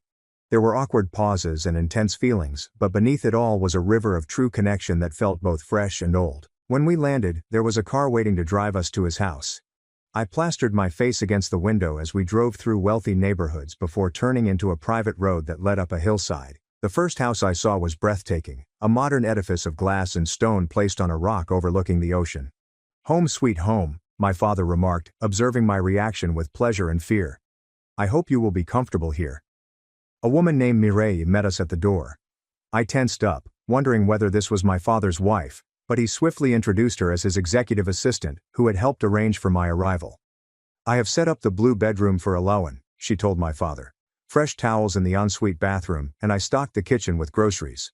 The security team has been updated to include her in the household." My father thanked her, and she left with a friendly grin in my direction. He then took me on a tour of the house, each room more gorgeous than the last. When we arrived at my bedroom, I paused in the doorway, overwhelmed by the attention to detail. The room was painted a light blue and featured wide windows that overlooked the ocean. A sumptuous queen-sized bed dominated one wall, while a desk, bookshelf, and comfortable reading chair formed an ideal study nook near the window. But what drew my attention was the array of stuff on the dresser. "Are those?" I got closer, unable to finish the query. My father nodded with a loving expression. "Birthday and Christmas presents. Every year since I lost contact with you, I couldn't deliver them, but I couldn't bear not to buy them either." Gifts for each age group were organized chronologically. They'd been stored in their original wrapping paper. Beside them was a photo album simply titled Eloin. With trembling hands, I opened it to find the few photos my father had managed to collect of me growing up. School photos my mother must have sent during the early years after the divorce, a newspaper clipping of me receiving an academic award in 6th grade, and a blurry photo of me leaving my old school taken from a distance. "You really did try to stay in my life," I muttered, the realization setting in. "Every single day," he said, his voice hoarse and emotional. "And I am not going anywhere now if you will let me be your dad again." That first night in my new house, we had a meal delivered from a nearby restaurant because neither of us was ready to cook. The discussion flowed more smoothly as tiredness eased my guard and food replenished my energies. For the first time in years, I felt seen and heard. My opinions and feelings were valued and considered. As I finally slipped into the amazingly lovely bed in my new room, I was overcome with mental and physical tiredness. My last conscious thought before falling asleep was that perhaps being abandoned at the airport was not the death I had feared, but rather the new beginning I had always wanted. I awakened the next morning, little bewildered. The unusual comfort of the bed and the sound of waves crashing against the cliff below perplexed me. Then the events of the previous day came flooding back, and I sat up, taking in my new surroundings in the bright light of morning. The room looked much better than it did the night before. Sunlight flowed through the wide windows, creating patterns on the pale blue carpet. I ran my fingertips over the plush duvet, amazed at the contrast between this luxury and the existence I had known. After showering in the ensuite bathroom, which had a rainfall showerhead and more toiletries than I had ever possessed, I changed into yesterday's clothing and went downstairs. I discovered my father in the kitchen, attempting to make pancakes with scant success. "Good morning," he murmured, looking up with an embarrassed smile and pointing to the malformed pancake in the pan. "I thought I would make breakfast, but it seems my cooking skills have not improved since you were little." The memory resurfaced unexpectedly. Sunday mornings when he attempted pancakes while my mother slept in. They were often weirdly shaped and occasionally burned, but Dad served them with pride, so I never complained. "I remember your pancakes," I murmured, settling into a stool at the kitchen island. "You used to make smiley faces with chocolate chips." His face lightened up. "You remember that? You were so young." "Some things stick with you," I said, taking the platter he gave. Despite their appearance, the pancakes tasted wonderful, and the familiarity of eating breakfast served to relieve our uneasiness together. After we ate, my father gave me a thorough tour of the house and grounds. The property was large, with groomed grounds that led down to a private beach access. Inside, the house had a home gym, a theater room, and an office with views that would make concentration hard for most people. "I have some people I would like you to meet today," he explained as we returned to the main living room. "If you feel up to it." An hour later, I was sitting across from a sophisticated woman in her 50s who introduced herself as Rowena Pike, a family law attorney. "What your mother did constitutes abandonment under the law," she stated, her tone professional but compassionate. "Leaving a minor without proper care arrangements is illegal. Additionally, there appears to be financial misconduct regarding the child support payments your father has been making." I shuffled uncomfortably in my seat. "I do not want to get my mom in trouble. You just want to be safe and secure," Rowena told me. "I understand, but we need to establish legal protection for you, especially if you wish to remain with your father." My father, who had been silently listening, leaned forwards. "Eloin, the choice is ultimately yours, but I want you to know that I am prepared to seek full custody if that is what you want." The thought was both horrifying and empowering. Can I really choose? "You are 15, Rowena said. "The court gives significant weight to the preferences of children your age, especially in cases involving abandonment or neglect." After the attorney had departed, my father showed me his office, where he had methodically documented every attempt to communicate with me. There were printouts of court files demanding visitation, records of unanswered phone calls to my mother, and even emails from my school that appeared to have never reached me. She threatened legal action if I tried to contact you directly, he said, presenting me a letter from my mother's attorney from 3 years ago. She claimed I was harassing her and causing you emotional distress. Each revelation added another piece to the puzzle, painting a picture of intentional estrangement that made my heart hurt. Why would she do this? Just to keep you away from me? My dad sighed. I think it was more complicated than that. After the divorce, your mother struggled financially, which was partly my fault. I had not yet achieved success in my career.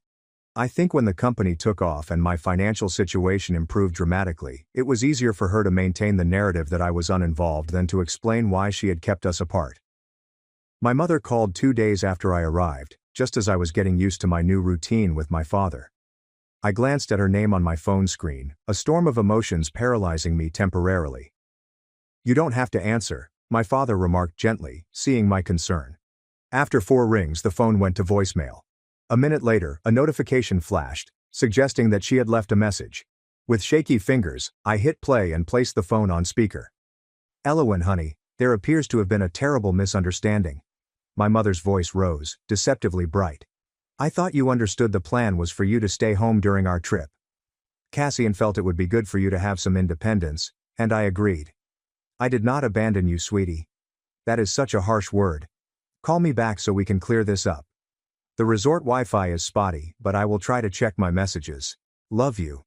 The blatant distortion of reality made my stomach turn. There was no plan for me to stay at home, and no discussion about independence. She had abandoned me unexpectedly and was now attempting to gaslight me into disbelieving my own experience.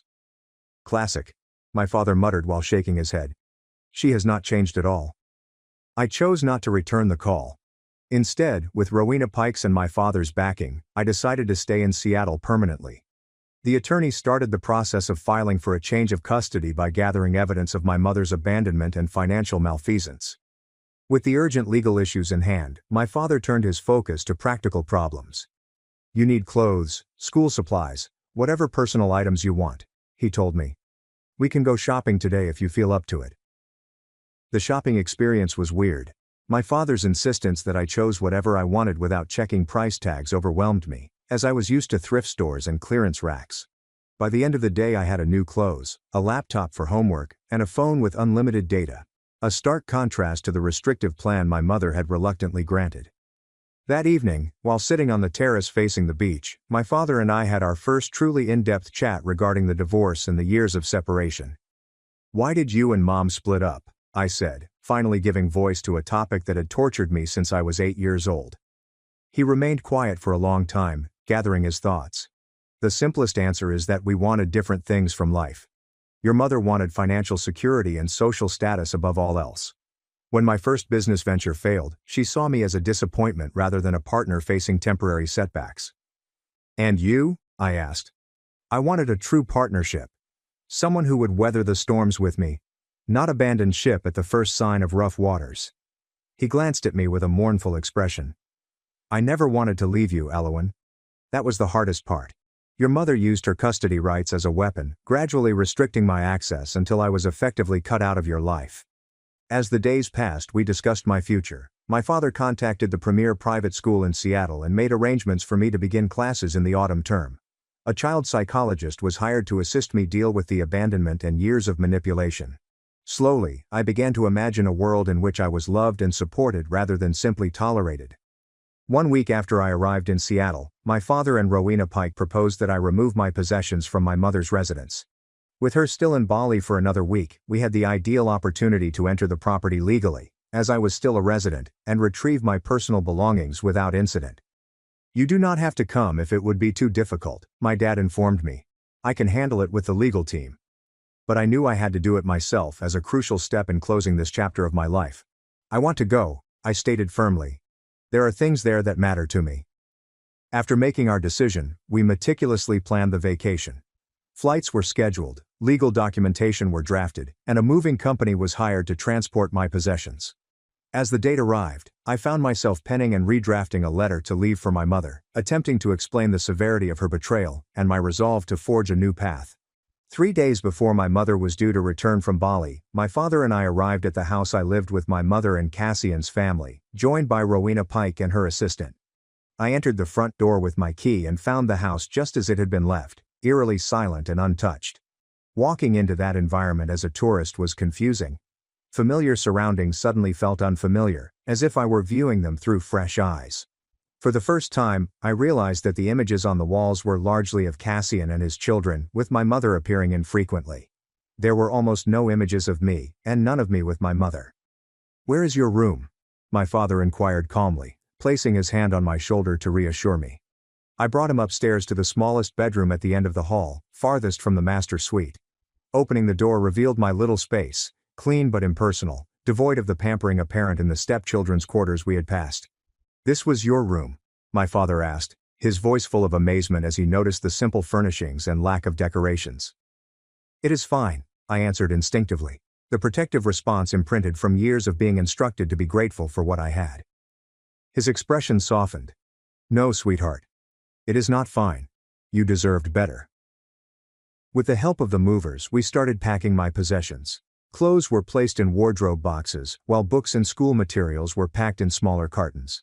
I was picky about what I took, leaving behind anything that had been a gift from my mother or Cassian, and only taking what actually belonged to me or had sentimental worth. As I emptied my desk drawers, I discovered a box of treasures that I had almost forgotten, shoved to the back of the bottom drawer. The photographs inside were from before the divorce. My father had sent me a few birthday cards in the early years after our separation, as well as a small teddy bear for my 5th birthday. "You kept these," he exclaimed, his voice full with passion as I gave him the souvenirs. "I never really believed she was telling the truth about you not caring," I told her. "Not completely." In my closet, beneath a rack of shoes, I discovered something that made my blood run cold. A stack of envelopes tied with a rubber band and addressed to me in my father's handwriting. With trembling hands, I opened the first one to discover a birthday card for my 13th birthday with a lovely inscription and a gift card that had never been used. I examined the envelopes one by one, each providing evidence of my father's ongoing efforts to remain in my life. My mother had carefully kept her efforts secret from me. Cards for each birthday and Christmas. A letter revealing his new address and phone number after moving to Seattle. Photos of him at his corporate headquarters, with a note expressing his desire that I might visit someday. "She kept all of these from me," I said quietly, tears flowing down my cheeks. "All this time, I thought you had forgotten about me." My father drew me into a close hug. "Never. Not for a single day." As the movers resumed their work, I strolled inside my mother's home office, motivated by a need to understand why she had gone to such great pains to isolate me from my father. Rowena had told me that personal records linked to me were legally mine to keep, so I started looking through the filing cabinet. In the divorce folder, I saw financial papers that supported what my father had told me. Monthly child support payments, considerably exceeding what my mother claimed to receive, were transferred on a regular basis into an account I had no idea existed. There were also court paperwork demonstrating my father's repeated requests for visitation, which were all denied by my mother using various bogus grounds. The most damning evidence was a draft letter to her attorney, dated around the time mother met Cassian, outlining a plan to reduce my father's influence as she integrated into her new partner's life. I was referred to as a complication that needed to be properly managed to keep Cassian's interest. By late afternoon, the packing was done. As the movers carried the last of the boxes onto their truck, I sat at my now empty desk and penned the letter I'd been thinking about for days. "Dear Mom," it began. The formality of mother felt too remote, and the tenderness of mommy seemed impossible to reach. I expressed my sentiments of betrayal, not only from the airport abandonment, but also from years of being treated as a nuisance. I said that I had discovered the concealed letters and financial records, and that I knew the truth about her methodical attempt to keep my father from me. "I am choosing to live with Dad now," I said near the end. "Not as revenge, but because I deserve to be somewhere I am wanted and valued. I hope someday you will understand the damage your choices have caused, not just to me, but to yourself. Despite everything, I do not hate you.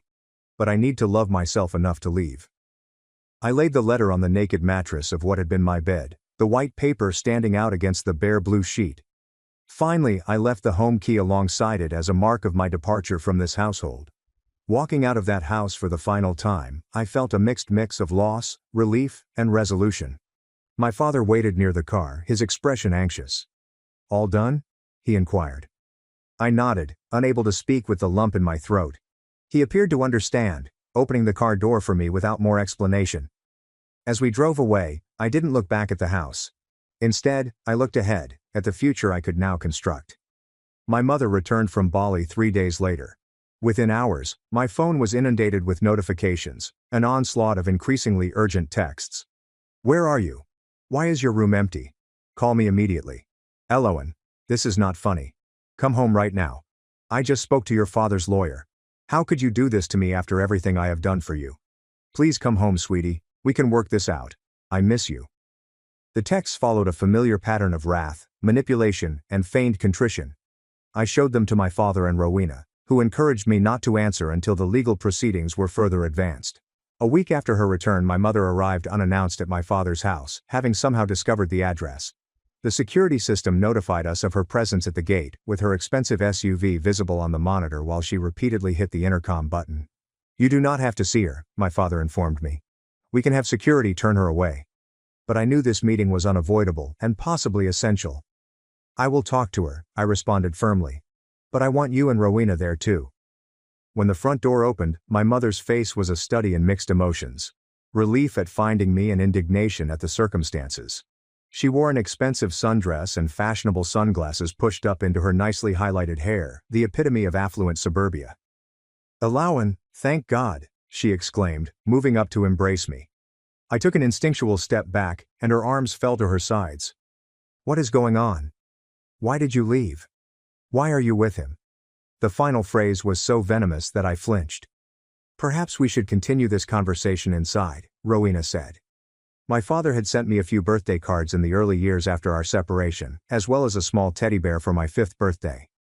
You kept these, he exclaimed, his voice full of passion as I gave him the mementos. I never really believed she was telling the truth about you not caring, I told her. Not totally. In my closet, beneath a rack of shoes, I discovered something that made my blood run cold. A stack of envelopes tied with a rubber band and addressed to me in my father's handwriting. With trembling hands, I opened the first envelope to find a birthday card for my 13th birthday, containing a heartfelt message and a gift card that had never been used. One by one, I opened the envelopes, each containing evidence of my father's continued efforts to remain in my life, efforts that my mother had purposefully hidden from me. Cards for every birthday and Christmas, a letter explaining his new address and phone number when he moved to Seattle, photos of him at his company. I muttered, tears flowing down my cheeks. All this time, I thought you had forgotten about me. My father drew me into a tight embrace. Never, not for a single day. As the movers continued their work, I wandered into my mother's home office, drawn by a need to understand why she had gone to such lengths to separate me from my father. Rowena had advised that personal documents related to me were legally mine to take, so I began searching through the filing cabinet. In a folder labeled Divorce, I found financial records that confirmed what my father had told me. Monthly child support payments, far larger than what my mother had claimed. There were also court documents showing my father's repeated petitions for visitation, all of which were opposed by my mother with various fabricated excuses. The most damning of all was a draft of a letter to her attorney, dated around the time she met Cassian, outlining a strategy to minimize the father's influence as she integrated into her new partner's life. I was referred to as a complication that needed to be carefully managed to ensure Cassian's ongoing interest. By late afternoon, the packing was finished, and as the movers loaded the last of the boxes into their truck, I sat at my now empty desk and wrote the letter I'd been thinking about for days. Dear Mom, it began, the formality of mother feeling too distant, the warmth of mommy impossibly out of reach. I poured out my feelings of betrayal, not just from the airport abandonment, but from years of being treated as an inconvenience. I explained that I had found the hidden letters and financial records, that I knew the truth about her systematic campaign to keep my father from me. I am choosing to live with Dad now, I wrote near the conclusion, not as payback, but because I deserve to be somewhere I am loved and cherished. I hope someday you will comprehend the damage your actions have caused, not only to me, but also to yourself. Despite everything, I don't detest you. But I have to love myself enough to leave. I laid the letter on the stripped mattress of what had once been my bed, the white paper standing out against the bare blue sheet, and as a finishing touch, I left the house key beside it, symbolizing my departure from this family. Walking out of that house for the last time, I felt a strange combination of loss, relief, and resolution. My father waited by the car, his look anxious. Is everything done? He asked. I nodded, unable to speak past the knot in my throat, and he seemed to understand, opening the car door for me without further inquiries. As we drove away, I didn't look back at the house. Instead, I focused on the future I was now free to make. My mother returned from Bali 3 days later, and within hours, my phone was inundated with notifications, a barrage of increasingly urgent messages. Where are you? Why is your room empty? Please call me quickly. Alawan, this isn't funny. Come home immediately. I just spoke with your father's lawyer. How could you do this to me after all I've done for you? Please come home, sweetheart. We can work it out. I miss you. I showed the text to my father and Rowena, who urged me not to answer until the legal proceedings had progressed. The communications followed a predictable pattern of fury, manipulation, and feigned contrition. A week after her return, my mother arrived unannounced to my father's house, having somehow found the location. The security system alerted us to her presence at the gate, and her luxurious SUV was visible on the monitor as she repeatedly punched the intercom button. You do not have to see her, my father informed me. We can have security turn her away. But I knew this meeting was unavoidable and possibly essential. I will talk to her, but I want you and Rowena there too.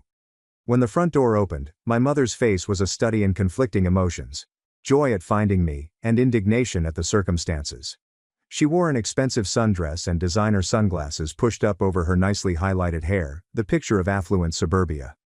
Alawan, thank God, she exclaimed, moving up to embrace me. I took an instinctual step back and her arms fell to her sides. What's going on? Why did you leave? Why are you with him? The last word was so venomous that I flinched. Perhaps we should continue this conversation inside. My father proposed, his voice calm but forceful. Once sat in the living room, with Rowena as both legal counsel and witness, my mother's veneer began to shatter. Her gaze darted over the lovely space, soaking in the obvious riches and taste visible in every detail. So this is what this is about, she exclaimed with a brittle laugh. He enticed you away with promises of luxury. I should have known. That is not why I am here, I said, attempting to keep my voice calm.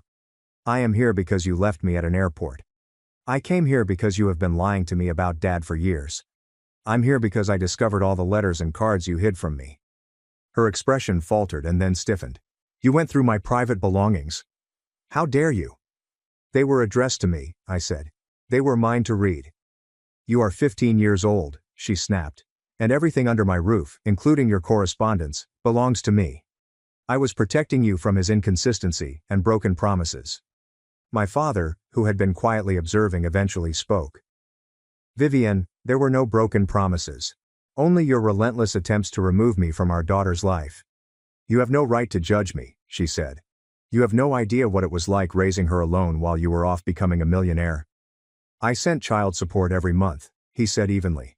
Much more than the court required. You appear to have spent money on yourself while telling Alawan you were struggling. My mom's face reddened. That's a lie. I gave up everything for her, even dumping her at an airport so you could go on vacation with your new family.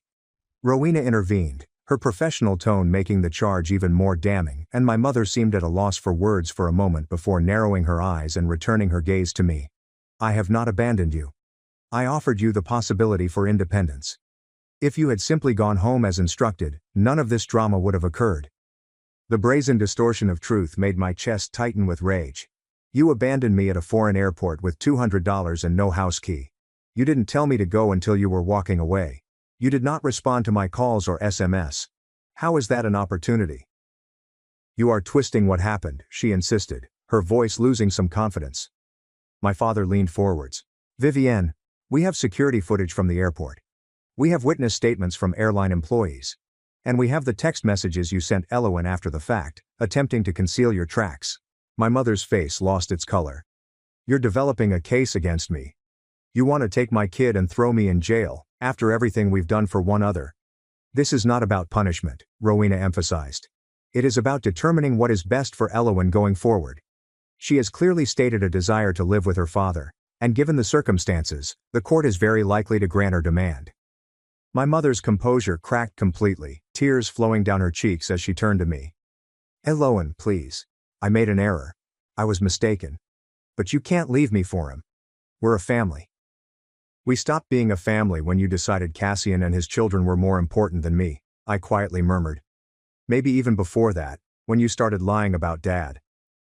It was not like that, she said faintly. So what was it like? I said. Help me understand why you would hide Dad's letters, lie about child support, and then ditch me for a vacation. She opened her mouth, then closed it again, seemingly unable to create a rationale even she could believe. Finally, she whispered, Cassian thought it would be best if you stayed at home. He stated that the resort was primarily for adults and his children, who were accustomed to that lifestyle. I was afraid of losing him. The direct honesty was more hurtful than her previous attempts at manipulation. So, you chose him over me? I chose financial security, she replied. Do you know what it's like to be a single mother without money? Cassian promised us a better life. He offered you a better life, I responded. I was just excess baggage. Before she could react, the front door opened and Cassian walked in, his face tense with rage. Vivian, this has lasted long enough. Get in the car now. My father rose immediately. How did you get through security? Cassian ignored him and focused on my mother. I said not to come here. You're simply making things worse. Our lawyer told us not to make any contact. My mother appeared to shrink beneath his stare, her fleeting moment of honesty fading as she reverted to the obedient wife. I just wanted to see Alowan. And now that you have, he remarked dismissively. Let us go. My mother stood to follow him, and I yelled after her. Do you truly want this, Mom? Someone who treats you like a child and considers me an inconvenience? She halted, her countenance conflicted, but Cassian firmly grasped her elbow. The car, Vivienne. Now. The last sight I had of my mother that day was her back as she walked away, exactly like at the airport, except this time, I wasn't the one being left behind. In the aftermath of that confrontation, my father's legal team filed for a restraining order after Cassian attempted to enter the property again the next day. The court granted the order, and a temporary custody arrangement was put in place pending a full hearing. The most difficult part was accepting that my mother had chosen her new life over me. Not just once at the airport, but repeatedly over the years with each hidden letter and lie about my father. The girl who had once felt she was the center of her mother's existence had to face the awful fact that she had been, at best, an afterthought. The months that followed my mother's dramatic visit were difficult but transforming. My weekly sessions with Dr. Cressida Hale, a therapist specializing in adolescent trauma and parental abandonment, provided a safe space for me to process the complex emotions surrounding my mother's betrayal and years of manipulation. Creating new routines, establishing boundaries, and learning to trust that his presence in my life was permanent were all part of the adjustment process. What you are feeling is entirely normal, Dr. Hale assured me during one especially painful session. Anger, grief, relief, guilt, all of these can coexist. Healing isn't a linear process. With her coaching, I began to see that my mother's behaviors reflected her own brokenness rather than my worth. While this insight did not excuse what she had done, it did help me bear the load with less self-blame. People who are whole do not abandon their children, the doctor said. Your mother's choices speak to her limitations, not yours. My father enrolled me in Westlake Academy, one of Seattle's premier private schools, for my sophomore year, and the transition was both exciting and intimidating. After years of being the outsider in Cassian's home, I was wary of making new connections, but to my surprise, I found myself making genuine friends for the first time in years. Leora and Evren, twins who shared my love of literature, welcomed me into their friend group with an ease that felt almost suspicious at first. Juniper, a gifted artist who recognized my tentative attempts at sketching, offered to teach me proper techniques during lunch periods. I gradually began to lower my defenses, allowing these new friends glimpses of my true self. You are different from when you first came here, Leora said one afternoon as we walked home from school. Less guarded. I guess I am learning that not everyone has an agenda, I said, surprised by my own realization. Developing a relationship with my father was a delicate dance of rediscovery. We were getting to know each other as we were now, while also reconciling memories of who we had been. Sometimes the past and present were perfectly aligned, such as when he remembered my childhood love of stargazing and installed a telescope on the deck. Other times, the years of separation created unexpected gaps, moments of disconnect that reminded us of everything we had missed. I wish I could have been there for your first day of middle school, he said one evening as we looked at photos I had brought from my mother's house. Your science fair projects, your first crush. We cannot get those years back, I told him, surprised at the role reversal, me soothing him. But we have now and the future. He squeezed my hand, his eyes unsettlingly bright. When did you become so wise? Trauma has its benefits, I remarked, the dark humor a symptom of my ongoing recovery. After Rowena presented the overwhelming evidence of abandonment and financial misconduct, the judge ordered my mother to repay the misappropriated child support funds and established a structured visitation schedule that would begin only after I was compensated. The court granted my father full legal custody 6 months after I moved in with him. My mother, who was represented by an expensive attorney Cassian had hired, initially opposed the decision, but eventually agreed to it. It was more care than she deserved in my opinion, but my father gently reminded me that having a relationship with her could be beneficial to my long-term emotional health. You can be angry with her, even hate what she did, without severing the connection completely, he urged. But the choice is ultimately yours. I will support whatever decision you make. My mother's narrative had shifted from denying abandonment to framing it as a misguided attempt to please Cassian, as if that somehow made it less damaging. Even though the first few sessions were excruciating, she alternated between tearful apologies and subtle attempts to justify her actions. I just wanted us to have security, she said repeatedly. So you made sure I ended up alone at an airport instead, I said during one very stressful session. Over time, I established firm boundaries with my mother. I would not return to live with her despite promises or emotional appeals. I would not pretend the past did not exist, and I would not allow her to rewrite our history to relieve her guilt. These terms were non-negotiable, and she gradually seemed to accept them. My father remained unusually impartial during this process, never speaking ill of my mother despite everything she had done. When I confronted him about this restraint, his response stuck with me. Hating her will only damage you, he said. You are half her whether we like it or not. Besides, she gave me you, so I can forgive practically anything. My first holiday season with my father and his extended family, grandparents and cousins I barely remembered, was a revelation. The genuine warmth and inclusion I experienced stood in stark contrast to the performative family dinners at Cassian's house, where I had always felt like an unwanted guest. My paternal grandma, a vivacious woman in her 70s, approached me at Christmas dinner. You have your father's perseverance, she told me, her eyes crinkling with love, and his heart. But that spark, that fire when you talk about things that are important to you, that is uniquely yours. 3 years later they graduated from high school. My father was beaming with pride as I delivered the valedictorian address, and my mother sat awkwardly in the row behind my father and his parents. Our relationship had evolved into something cordial, if not close, based on careful honesty rather than the false harmony she preferred. In college I moved to the East Coast to pursue a degree in psychology with a minor in family law. The distance from both parents allowed me to define myself beyond the dynamics of their divorce and the drama of my adolescence. I discovered passions and strengths that I might not have recognized if my life had continued on its previous path. In my junior year, I interned with a nonprofit organization that helps children of divorce, and I used my experience to help others navigate similar challenges. This work eventually led to my career path, which is to develop programs for family courts to better consider children's needs during custody proceedings. The journey to forgiveness was long and non-linear. Some days, the memory of my mother's casual shrug as she abandoned me at the airport still had the power to steal my breath. On other days, I could acknowledge her humanity, flaws, and limited capacity with compassion rather than bitterness. My therapist had explained years ago that forgiveness does not mean that what happened was okay. On my 25th birthday, I wrote my mother a letter expressing my hard-earned understanding that people can only give what they have within themselves. I wrote, your capacity for unconditional love was damaged long before I came along. Recognizing this has freed me from anticipating something you can never deliver. Her response was surprisingly self-aware. You deserve better than what I could be as a mother, she wrote back.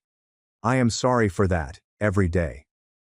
When I married at 28, my father walked me down the aisle with tears in his eyes. From the moment you called me from that airport, all I wanted was to see you happy and whole, he whispered before handing me over to my soon-to-be husband. Look at you now. My mother attended the wedding with her new companion, Cassian, who was long gone after their final divorce.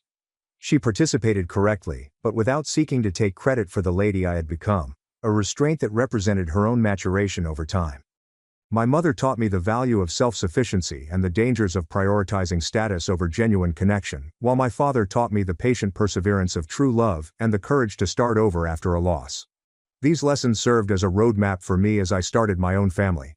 The airport abandonment, which previously defined me, gradually became simply one chapter in a much longer journey, a critical point, but not the finish. In an unexpected way, being left behind spurred me ahead, forcing me to discover strengths I may not have discovered otherwise. I sometimes wonder what would have happened if my mother had taken me to Bali that day, if she had chosen me over Cassian's preferences. Would I still be stuck in the cycle of seeking her conditional approval? Would I have discovered my father's unwavering love? Would I have found my voice and purpose? Of course, these questions have no answers.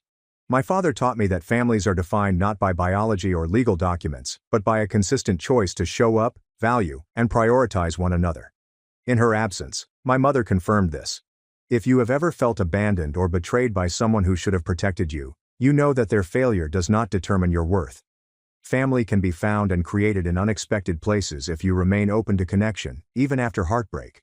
Thank you for listening to my story. Take care and best wishes. My family mocked my trucking career for 15 years, then tried to trap me with a $6,000 restaurant bill.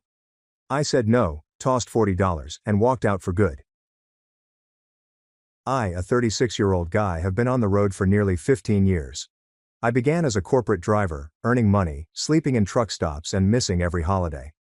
Back then, I was earning around $38,000 per year while dealing with dispatchers who regarded us like disposable parts. The cab of my first assigned truck smelled like 3 decades of cigarettes and fast food. But I had a plan. I saved every cent. I lived like a monk in a $600 a month efficiency apartment with cinderblock walls and a shower that barely suited my 6'2" frame, and finally purchased my own rig, a used Peterbilt 380-9 with 780,000 miles that I patched up myself. Then I purchased another. Now I operate a modest fleet of 8 vehicles, hire 12 drivers and 3 office workers, and make approximately $380,000 per year after expenses, fuel bills, maintenance, and payroll. Not too terrible for a dropout letdown. My trucking business did not start immediately. I drove for others for 5 years before saving the $45,000 down payment for my first used truck. I attended night classes in business management at the community college. My relatives didn't seem to notice. I investigated the most profitable routes, specialized in chilled items, which pay higher rates, and established a reputation for timely deliveries. Eventually I negotiated contracts with regional distributors who were unwilling to deal with the hassles of fleet maintenance and driver administration. My best friend Cole saw it coming from the start. When everyone else was laughing at my truck driver phase, he was the only one who received it. "These people don't understand business," he would declare bluntly. "They think success only comes with a piece of paper on the wall." Cole has an auto repair shop across town and is as subtle as a sledgehammer. This is exactly why we've been so close since high school. We played offensive line together. He was the right guard. I was a right tackle. And we protected our quarterback as if our life depended on it. That mentality persisted after graduation. Atlas, a German Shepherd, was rescued 2 years ago, and I adopted him. Some jerk abandoned him when he went out of state. He's with me practically everywhere. Riding shotgun in the F-350, sleeping at the office, and so forth. Best decision I've ever made. When dealing with a family like mine, having someone who is truly devoted makes a difference. Atlas has become the unofficial mascot for my company. My drivers bring him snacks. The ladies at the office treat him rotten. And my clients always inquire about him. He has greater social skills than I do, honestly, and he has a terrible feeling about people. If Atlas dislikes you, he typically has a good reason. Meanwhile, my 39-year-old brother Victor took the proper way. He earned his accounting degree, married his college love, Lauren, and they had 2 children, a boy and a girl, aged 8 and 6. Isn't it the perfect American dream? Victor earns roughly $90,000 working for a large firm downtown. He has a 4,000 square foot property in the suburbs with a $2,800 monthly mortgage, a leased BMW 5 Series that he can barely afford, and approximately $40,000 in credit card debt that he does not discuss. Dad believes he walks on water. Every Christmas, Victor brags about their recent family vacation or the new golf clubs he purchased. However, I did see his credit card statements when he left them on the counter when I was in their house. Minimum payments are made throughout the board. The guy is drowning in debt, but he acts as if his life is on the line. My parents are also pieces of work. Dad, a 63-year-old guy, spent his entire life as a middle management at a manufacturing facility, often moaning about being passed up for advancement. His favorite line is, "I would have been VP if it weren't for office politics." Nothing to do with his lousy performance or tendency to claim credit for other people's efforts. Mom, a 61-year-old female, worked part-time at a doctor's office where she largely gossiped about the patients and judged them based on their medical issues. They both have the boomer attitude, in which they believe they worked harder than anyone else, despite having things easier than any generation since. Dad liked repeating stories about how he paid for college by working summers, conveniently ignoring the fact that college cost roughly $500 per semester back then. Mom brags about buying their first property at 23, but fails to reveal that it cost 3 times their annual salary, rather than the 8 to 10 times that young people today pay. Over time, our connection deteriorated. Every time I visited, which wasn't often, Dad would make these disparaging remarks about my employment choice. "I saw one of those big rigs jackknife on the interstate," he'd say over supper. "I guess that's what happens when they let anyone get a CDL these days." Or he'd mention Victor's new promotion in front of me, then ask if I'd considered returning to school. What they didn't realize or decided to ignore was that, while Victor was living paycheck to paycheck in his McMansion, I was quietly developing something significant. My fleet generates $1.8 million in gross income. I have commercial contracts with 3 major distributors, a real estate portfolio of 4 rental properties that earn $5,700 per month in passive income, and a 7-figure investment account. My sister-in-law Lauren was aware though. When Victor wasn't present, she hinted at their financial problems. "Victor had to take a cash advance to pay for Timmy's baseball camp," she told me. Or, "We're thinking about refinancing again to consolidate some debt." Surprisingly, I've helped them out more than once. When Victor's mortgage was underwater during the housing crisis, I lent him $15,000 and never discussed it again. When Dad's transmission failed in his beloved Cadillac, I paid the $4,800 repair price. When Mom needed dental work that wasn't covered by insurance, I handled the $3,200 bill without a word. When Victor's child needed emergency surgery and their insurance had a $5,000 deductible, guess who paid? They easily forgot about these occasions when it came time to respect what I'd created. "That's how families operate," Cole once informed me when we were watching a game. "They'll take your help but still treat you like garbage. It's the Thompson family special." He didn't make any errors. I also have a half-sister, Maya, a 27-year-old girl, from my father's brief affair. Mom accepted him back, but always treated Maya as an outsider. Maya and I actually get along well. She is a tattoo artist who has never bought into her family's foolishness. She is the only person I have frequent touch with. For the past 4 years, I've scarcely seen any of them. Last Christmas, I sent gifts to the kids but did not show up for dinner. Maya came to see me on the road once or twice. That was it. I was too busy creating my business to cope with their drama. My blood pressure decreased by 15 points when I stopped making regular contact, according to my doctor. Then, last month, I received the call. Dad was retiring, and they were hosting a special family party at Morton's Steakhouse, reportedly the fanciest restaurant in town. Mom called first, then Victor, and then Mom again. Maya texted me, "They're being weird about this dinner. I think they're up to something." I should have listened to her, but like an idiot, I assumed they truly wanted to patch things up. After 15 years of their stupidity, I had a modest hope that they would ultimately view me as more than a failure. I drove up to Morton's in my F350 Platinum 7.3-liter Powerstroke diesel, with 1,500 pound-feet of torque and a custom flatbed in the back for hauling parts as needed. It cost me $84,000 cash with no financing. Atlas sat in the passenger seat, staring at me as if he knew what was coming. I instructed him to stay and crack the windows. He'd be okay for a few hours. The valet examined my truck, showing care for the vehicle and bewilderment regarding the driver. He wasn't sure if I was someone important in business attire or just a contractor who had taken a wrong turn. I handed him the keys and instructed him to park somewhere noticeable. "It has a security mechanism that is readily triggered." I lied. "I just wanted it so I could view it from inside." Trust concerns perhaps. But they have served me well. The valet looked at me as if I were carrying meat to the kitchen. Whatever. I've seen that look my entire adult life. People think I'm just an uneducated grunt who takes things from point A to point B. They don't comprehend I handle complicated logistical operations, manage a multi-million-dollar firm, and earn more in a month than most of them do in a year. Their stupidity is not my problem. Inside, I noticed them at a large table in the middle of the restaurant. Dad was holding court, loudly discussing his legacy at the company. Victor sat next to him, nodding to everything like a dashboard bobblehead. Mom was on Dad's other side, occasionally smiling, the phony smile she keeps for public appearances. Lauren appeared uneasy, checking her phone repeatedly. The children were not present. They were most likely with a babysitter. Maya had not arrived yet.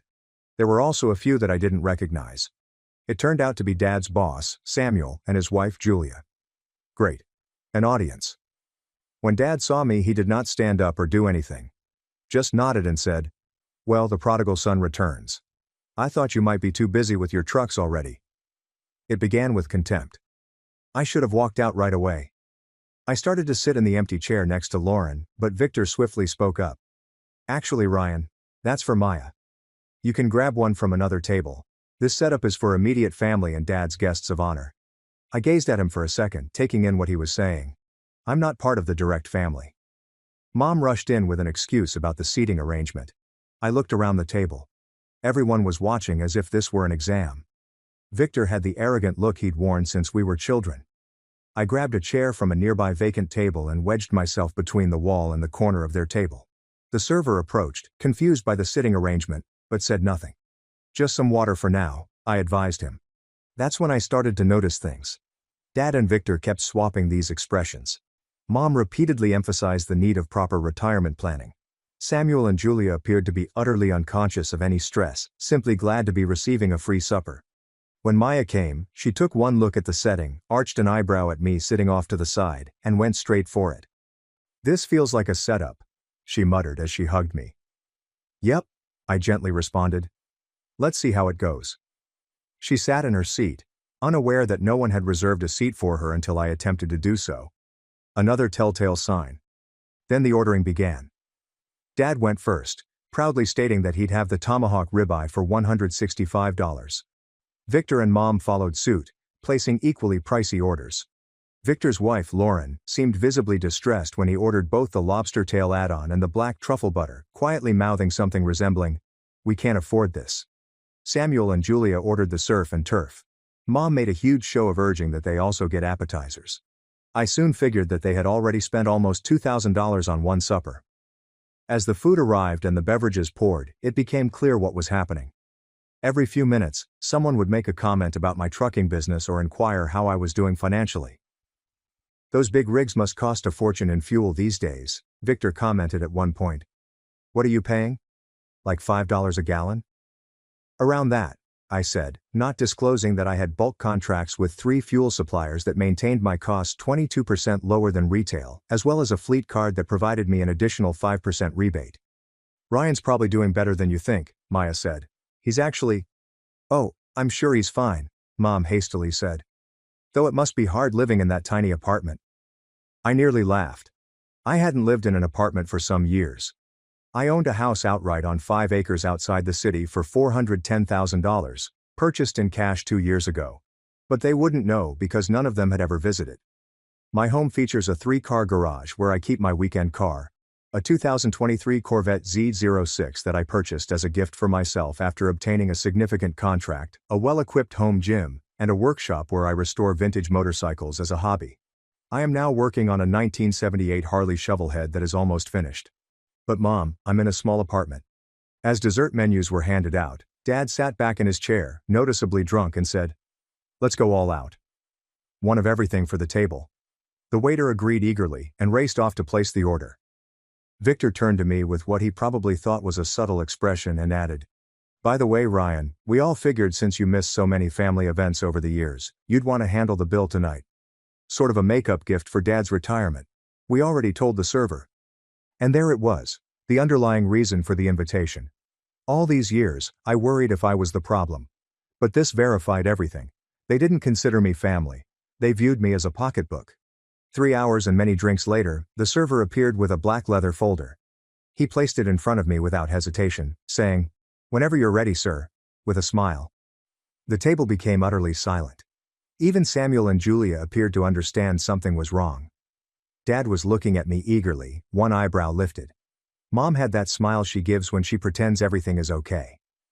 Victor actually smirked. I grabbed the folder and opened it casually. $5,850.76. Almost $6,000 for a supper. I could have purchased a set of Michelin X-Line Energy Z tires for my entire fleet for that much. To put things in perspective, $5,850 is what? One of my trucks does an excellent 3-day trip from Chicago to Dallas. That includes 60 hours of operation, 900 miles of wear and tear, fuel prices, driver compensation, insurance, and other expenses. They spent that much on a single supper. I closed the folder and laid it in front of me without saying anything. The silence stretched awkwardly. "Well?" Dad finally said. "Are you going to take care of that or what?" I looked around the table. Did anyone here actually ask if I was willing to pay for dinner tonight? Victor scoffed. Come on, don't be difficult. We all know you've got the cash. Those trucks of yours must bring in something. So because I have money, which by the way, I earned by busting my ass for 15 years in a job you all look down on, I'm automatically responsible for a $6,000 dinner bill that I didn't agree to. Mom leaned forwards. Ryan, this is your father's retirement dinner. Don't make a scene. I'm not making a scene, I explained gently. I'm just asking a simple question.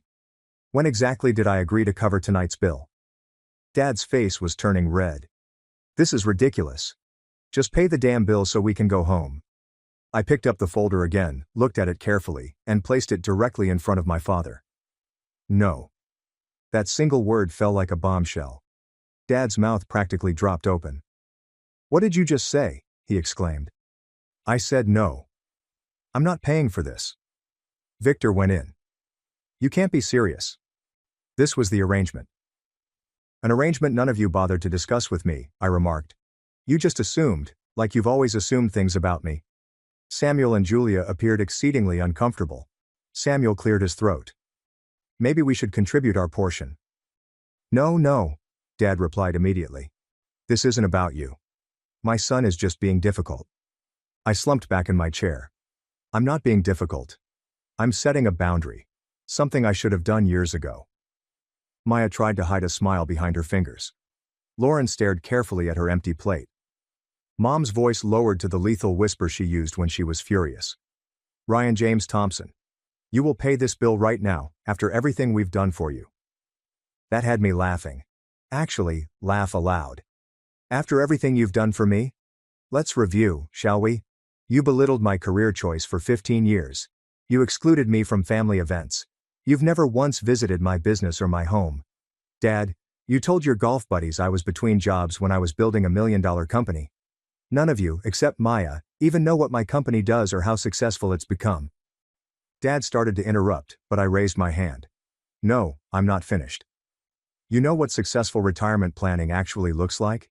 It looks like the diversified portfolio I started building at 25. It looks like living below your means and investing the difference. Not blowing $6,000 on dinner and expecting someone else to cover it. I took out my wallet, placed $40 on the table for my drink and tip, and began walking away. Ryan, Mom called after me. You can't just leave. I turned around for the last time. Watch me. The expressions on their faces were priceless. Victor appeared to have been smacked. Dad was becoming purple. Mom was performing her frightened Victorian lady routine. As I walked out, I could hear the manager approaching the table. The night was going to become even more miserable for them. I got halfway to my pickup when I heard footsteps behind me. Lauren, Victor's wife, appeared panicked. Ryan, please, she begged, coming up with me. They really can't cover this. Victor's been laid off for 3 months. He hasn't told anyone. That halted me in my tracks. What? She nodded, appearing depressed. The credit cards are maxed out. We're behind on the mortgage. Your parents aren't in great shape either. Your dad's retirement package wasn't what he expected. And you thought the solution was to trick me into paying for a $6,000 dinner? It wasn't my idea, she replied immediately. Victor and your dad cooked this up. They figured you wouldn't make a scene in public, especially with Samuel there. Why didn't Victor just ask me for help directly? Pride, she replied simply. And your dad convinced him this would work. I almost felt bad. Then I recalled 15 years of snarky remarks, marginalization, and judgment. Victor had told our extended family that my business was merely a phase, even after I'd made my first $1 million in revenue. Dad introduced Victor's children as his grandchildren, but referred to me as our younger son, as if I were still a teenager rather than an adult running a successful business. Tell Victor he can call me tomorrow, I eventually said. We can talk about a loan. But I'm not going back in there, and I'm definitely not paying for that ridiculous dinner. Lauren nodded quickly and returned to the diner. I got into my truck and sat there for a minute, staring out the window. I could see them all arguing around the table. Samuel and his wife took out their wallets and obviously contributed what they could. Atlas perked up when I got in, wagging his tail slightly against the seat. At least someone was pleased to see me. The server hovered around, becoming increasingly disturbed. The manager had joined him. I could only picture how the scene would unfold. But my son was supposed to pay. Well, he clearly isn't going to. This is outrageous, sir. We still need someone to cover the bill. I started the engine and drove off. My phone instantly began to fill up with texts begging that I return. I shut it off and drove about for a bit, feeling lighter than I have in years. Driving relaxes me. It always has. There's something about being on the wide road that puts everything into perspective. That's why I love trucking from the start. Even when the pay was bad and the hours were long, you had time to think. And that night, I wondered why I had ever anticipated anything different from them. They'd repeatedly revealed their identities to me. It was time I trusted them. I switched on my phone the next morning to see 17 missed calls and roughly 30 SMS. Most were from my relatives, but one from Samuel, Dad's supervisor, piqued my interest. "Ryan, this is Samuel Williams from dinner last night. I got your number from the server. I think we need to talk. There's more going on with your father's retirement than you know." That was intriguing. I called him right back. "Ryan." "Yes. Thank you for calling back," he replied, sounding fatigued. "Look, I feel like I need to clear something up. I'm not your father's boss. I'm his financial advisor." "What the hell?" "Last night wasn't what your father made it out to be," Samuel explained. "He told me it was a family dinner to celebrate your new business partnership with him. Something about you bringing him on as a consultant for your trucking company." I almost choked. "That is utter fiction. He's never been in my business." "I figured as much," Samuel said. "Look, I don't normally discuss clients' situations, but given what happened last night, I think you should know the truth. That dinner last night wasn't actually a retirement celebration. Your father isn't retiring. He was fired 3 months ago for misappropriating company funds. They gave him a choice: face criminal charges or quietly resign with no benefits." My mind was reeling. "And the dinner?" "Your father and brother set it up. They told us you were wealthy and wanted to treat everyone to celebrate a new business venture. We had no idea they expected you to pay until things got awkward.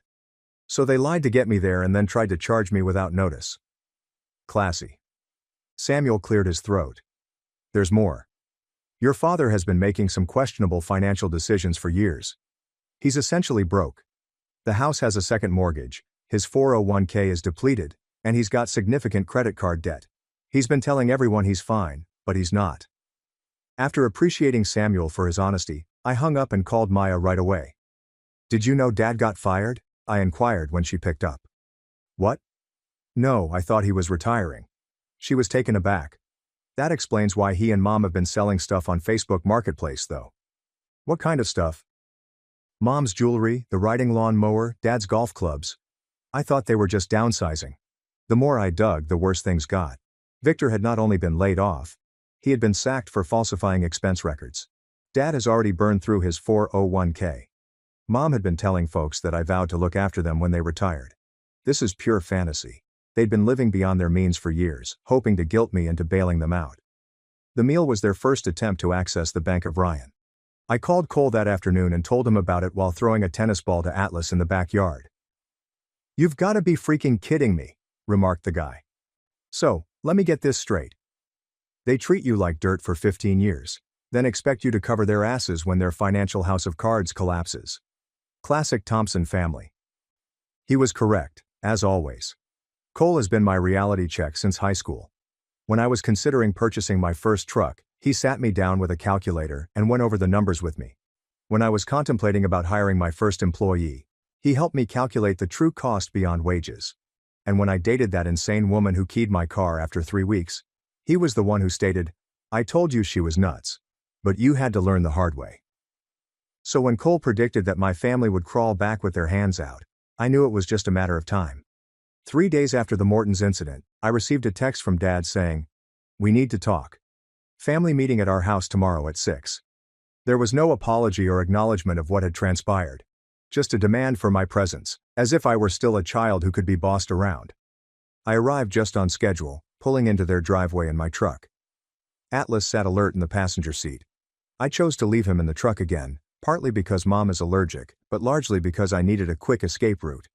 The house appeared to be the same as always from the outside, but I noticed the lawn hadn't been cut in weeks and Dad's beloved Cadillac was missing from the driveway. Inside, everyone was waiting.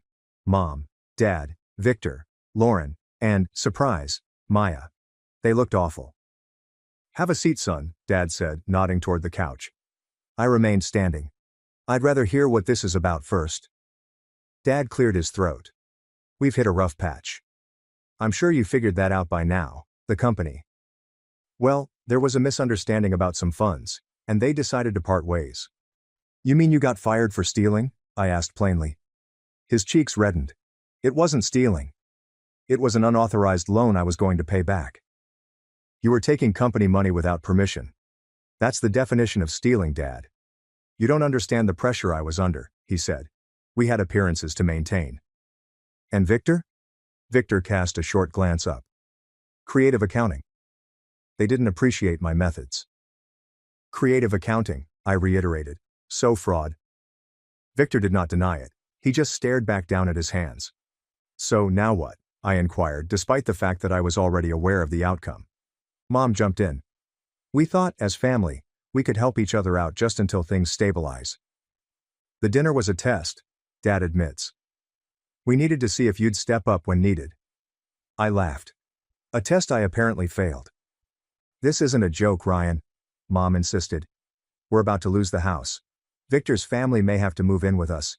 We require assistance. I looked around at everyone. Let me get this straight.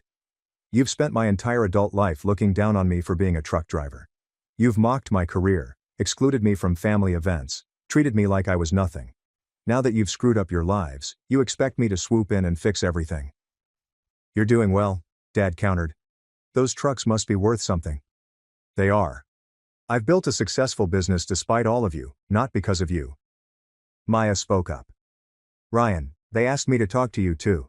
I told them they were crazy, but they wouldn't listen. I turned to face her. It's all right, Maya. This isn't your fault. I then addressed the rest of them. Here's what's going to happen. I'm not giving you money to maintain the lifestyle you think you deserve. What I will do is offer Victor a job. Victor's head snapped upward. A job doing what? Driving one of my trucks. The silence was terrible. You want me to be a truck driver? Victor finally asked, disgusted in his tone. Yes. Starting salary is $75,000 plus benefits, full health insurance, a $50,000 life policy, 401k with a 3% match. It's honest work, Victor, the kind you look down on. I could see him making the math in his head. Although $75,000 was less than his previous salary of $90,000, it was still better than unemployment. But he had to work for his younger brother, doing a job he had despised for years. Dad stood up, his face flushed. This is your idea of helping? Humiliating your brother? No, it's my idea of teaching him some humility. Something this family could use a lot more of. Mom was crying now. After everything we've done for you. That's the second time you've said that, I informed you. And I'm still waiting to hear what exactly you've done for me besides make me feel like dirt for most of my life. Nobody had an answer. I dug into my pocket and took out a folded piece of paper. By the way, I paid off your dinner bill at Morton's. Their expressions brightened up briefly, but I proceeded. I filed it as a loan with my company's attorney. I handed Dad the paper. Those are the repayment terms. $6,000 plus 8% interest, due in full within 24 months. You can make payments monthly or Victor can work it off at $250 per payment. Dad's hands shook while he read the document. This is a joke. It's a legally binding loan agreement. My attorney has already filed the paperwork. You can't be serious, Victor replied. Completely serious. You wanted my money? Fine, but you're not getting it for free, and you're not getting it through manipulation. Lauren looked like she was about to faint. Victor seemed to want to punch something. Dad was becoming purple. Mom stood up dramatically. I can't believe I raised such a heartless son. You raised a son who learned to look out for himself because nobody else would, she said to me, and who learned the value of actual hard work instead of shortcuts and schemes. I turned to leave but then paused. Victor, the job offer stands. It's honest work that pays well. If you're man enough to take it, call me. And what happens if we don't pay the loan? Dad inquired. I turned around for the last time. Then I'll take your house. It's listed as collateral in paragraph 3.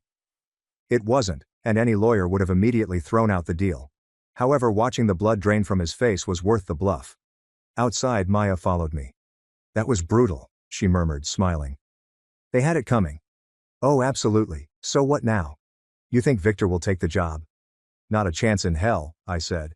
His pride won't let him. But he won't find anything that pays as well, especially with a firing for accounting fraud on his record. Atlas watched us through the window, his head tilted. Maya laughed as soon as she spotted him. At least you've got one loyal family member. The next day, I returned to work as if nothing had happened.